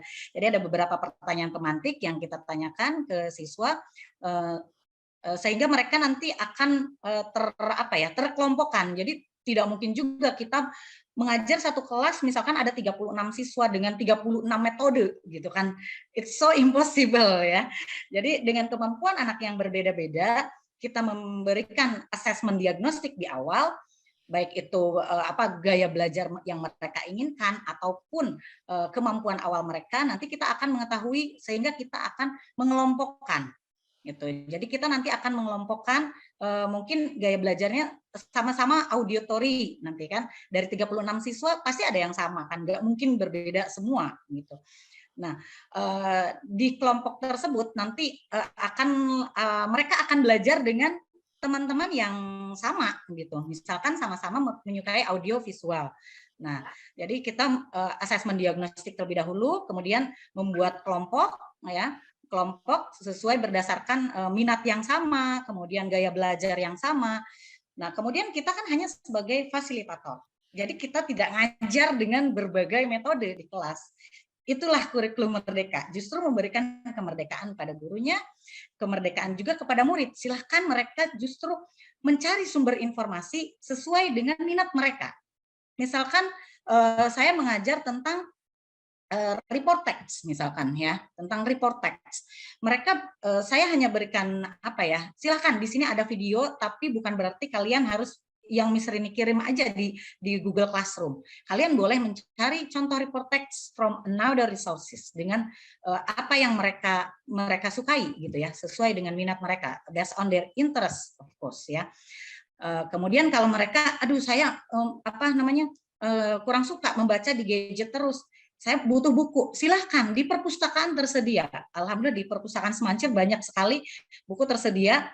Mereka bisa meminjam buku tersebut dengan gratis gitu ya. Kalau yang hobi dengan buku seperti tadi ada beberapa siswa yang satu kelompok dengan tumpukan buku karena memang mereka suka dengan buku gitu. Jadi kita di kelas tidak perlu mengajar dengan banyak metode, kita hanya memfasilitasi mereka. Maunya mereka seperti apa? Jadi kalau saya seperti itu, maunya seperti apa silahkan. Yang penting topik besarnya sesuai tujuan pembelajaran, misalkan materinya tentang report text, ya udah mereka bisa mendapatkan dari berbagai sumber dengan berbagai metode. Kemudian mereka merefleksikannya, menunjukkan pemahaman mereka tentang report text pun kita berikan keleluasaan, kemerdekaan pada mereka. Silahkan kamu presentasikan apa yang kalian ketahui tentang report text, tentang contoh report text-nya, mau dalam bentuk video kartun, mau kalian presentasi langsung di kelas, mau hanya di karton misalkan, silakan, sehingga nanti karya mereka itu akan beragam justru, tidak terpacu hanya kalian harus menulis di karton ini gitu. Udah zaman dulu kan dengan sampai judulnya disamakan dan lain sebagainya. Karena pembelajaran berdiferensiasi kita memberikan keluasan pada mereka. Justru ini membuat siswa merdeka, gurunya juga merdeka. Kita nggak perlu mikirin metodenya harus gimana ini, banyak anak. Silahkan, kita hanya memfasilitasi mereka bagaimana kelas itu yang penting tetap kondusif, tentunya positif vibes ya, atau positif, budaya positif gitu ya, membuat budaya positif. Jadi meskipun banyak berbeda-beda, mereka tetap bisa ingat lagi dengan keyakinan kelas yang sudah dibuat, agreement-nya, kesepakatannya, kelas tetap kondusif meskipun mereka berkelompok dengan metode gaya belajar mereka seperti itu. Semoga pertanyaannya menjawab. Jawabannya menjawab pertanyaan ya. Ya, semoga jawabannya menjawab pertanyaan dari Iya. Semoga jawabannya menjawab pertanyaan. Oke. Terima kasih. Terima kasih. Bu Rini. Ya, ini masih ada beberapa pertanyaan. Ini waktunya masih tinggal 3 menit lagi, so I need to select the question. Pertanyaan yang berikutnya masih untuk Ibu Rini. Bagaimana asesmen pada pembelajaran berdiferensiasi? Ya. Ya, asesmen atau penilaian berarti ya dalam pembelajaran berdiferensiasi. Tentunya kalau asesmen itu sebetulnya sama. Apa yang ingin kita nilai? Apakah yang sesuai dengan tujuannya, sesuai dengan tujuan pembelajaran. Jadi kita harus formulate dulu tujuannya, siswa itu pengennya apa gitu kan. Nanti baru asesmennya sesuaikan dengan tujuannya. Bukan berarti kalau mereka mengumpulkannya dalam bentuk video, terus nilainya akan lebih bagus dibandingkan anak yang presentasi di depan kelas gitu ya. Jadi kembali lagi ke tujuannya gitu. Jadi asesmen disesuaikan dengan tujuannya. Tujuannya inginnya apa? Siswa dapat memahami teks recount. Berarti ya cara mereka memahaminya, mengungkapkan pemahaman mereka kan berbeda-beda. Ada yang saya mah langsung ngomong aja di depan gitu, berbicara di depan, saya dengan menggunakan Google Slide, ada yang membuat video kartun karena saya malu mau ngomong di video itu nggak bisa, tapi saya paham tentang report text, boleh nggak saya membuatnya dalam bentuk video kartun? Of course gitu ya, dan mereka akan lebih senang dan hasilnya itu beraneka ragam dan ya kita menilainya nggak pusing. Kalau menurut saya lebih senang gitu ya, karya mereka ternyata luar biasa, itu beyond our expectation bahkan ya. Baik, terima kasih. Ini ada yang raise hand, siapa ya? Sebentar, saya lihat dulu. Oh, Ibu Emi. Ya. Ibu Emi, mau bertanya, Bu? Atau memberikan sedikit tambahan ya, Ibu, kepada Ibu siapa Ibu Rini ya. Bu Rini, ya. Jadi seperti yang saya katakan tadi bahwa kita harus berhati-hati dengan konsep bahwa kita sebagai fasilitator ya. Jadi misalnya bahwa kita itu tidak bisa sebagai fasilitator penuh, jadi bergantung pada kapan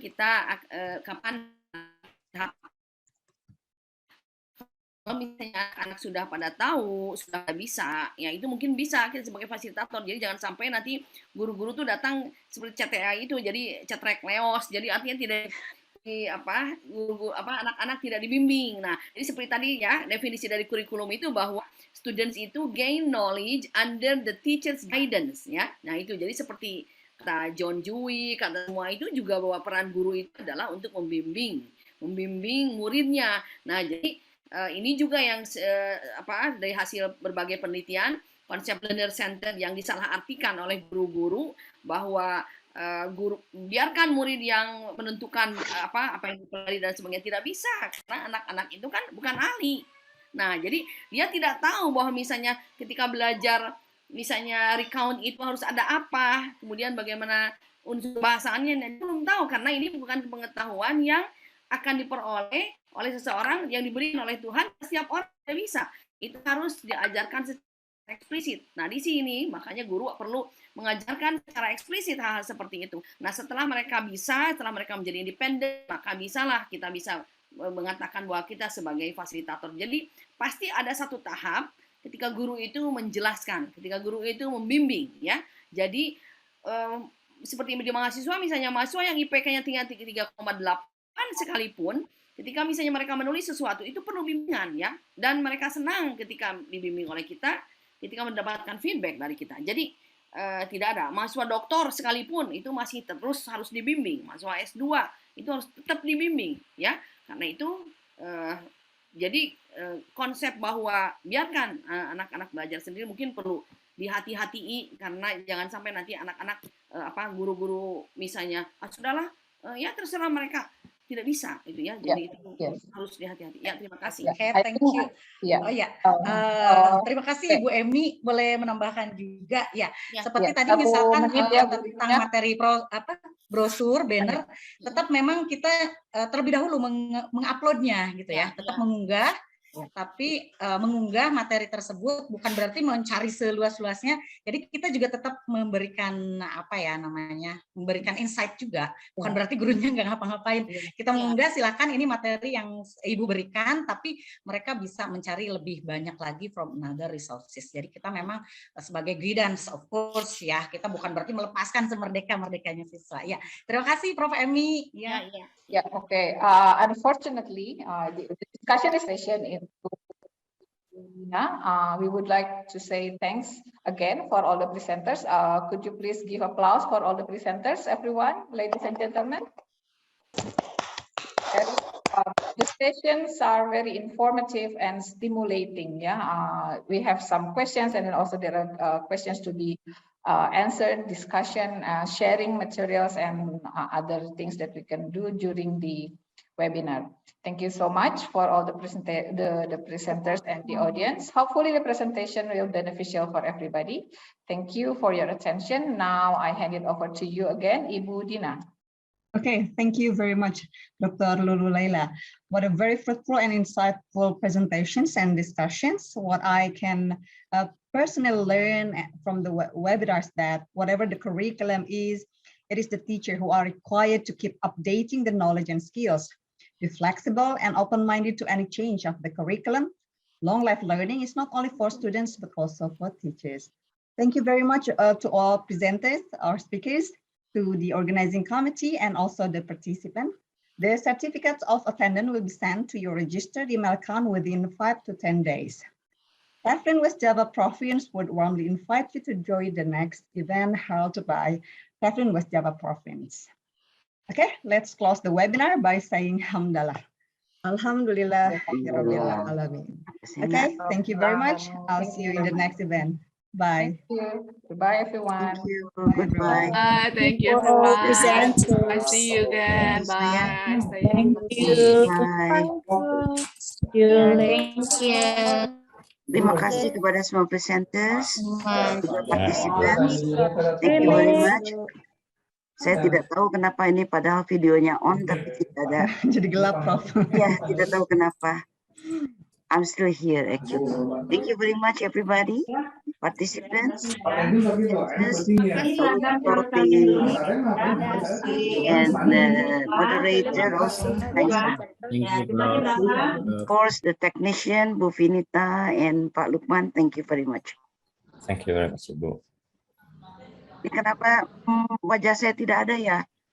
Padahal saya on ini. Iya, Bu.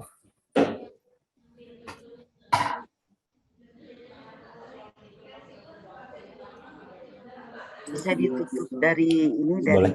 Dari host, Bu, ya? Dari host aja. Ya, mangga. Terima kasih, Bapak Ibu. Assalamualaikum. Waalaikumsalam warahmatullahi wabarakatuh.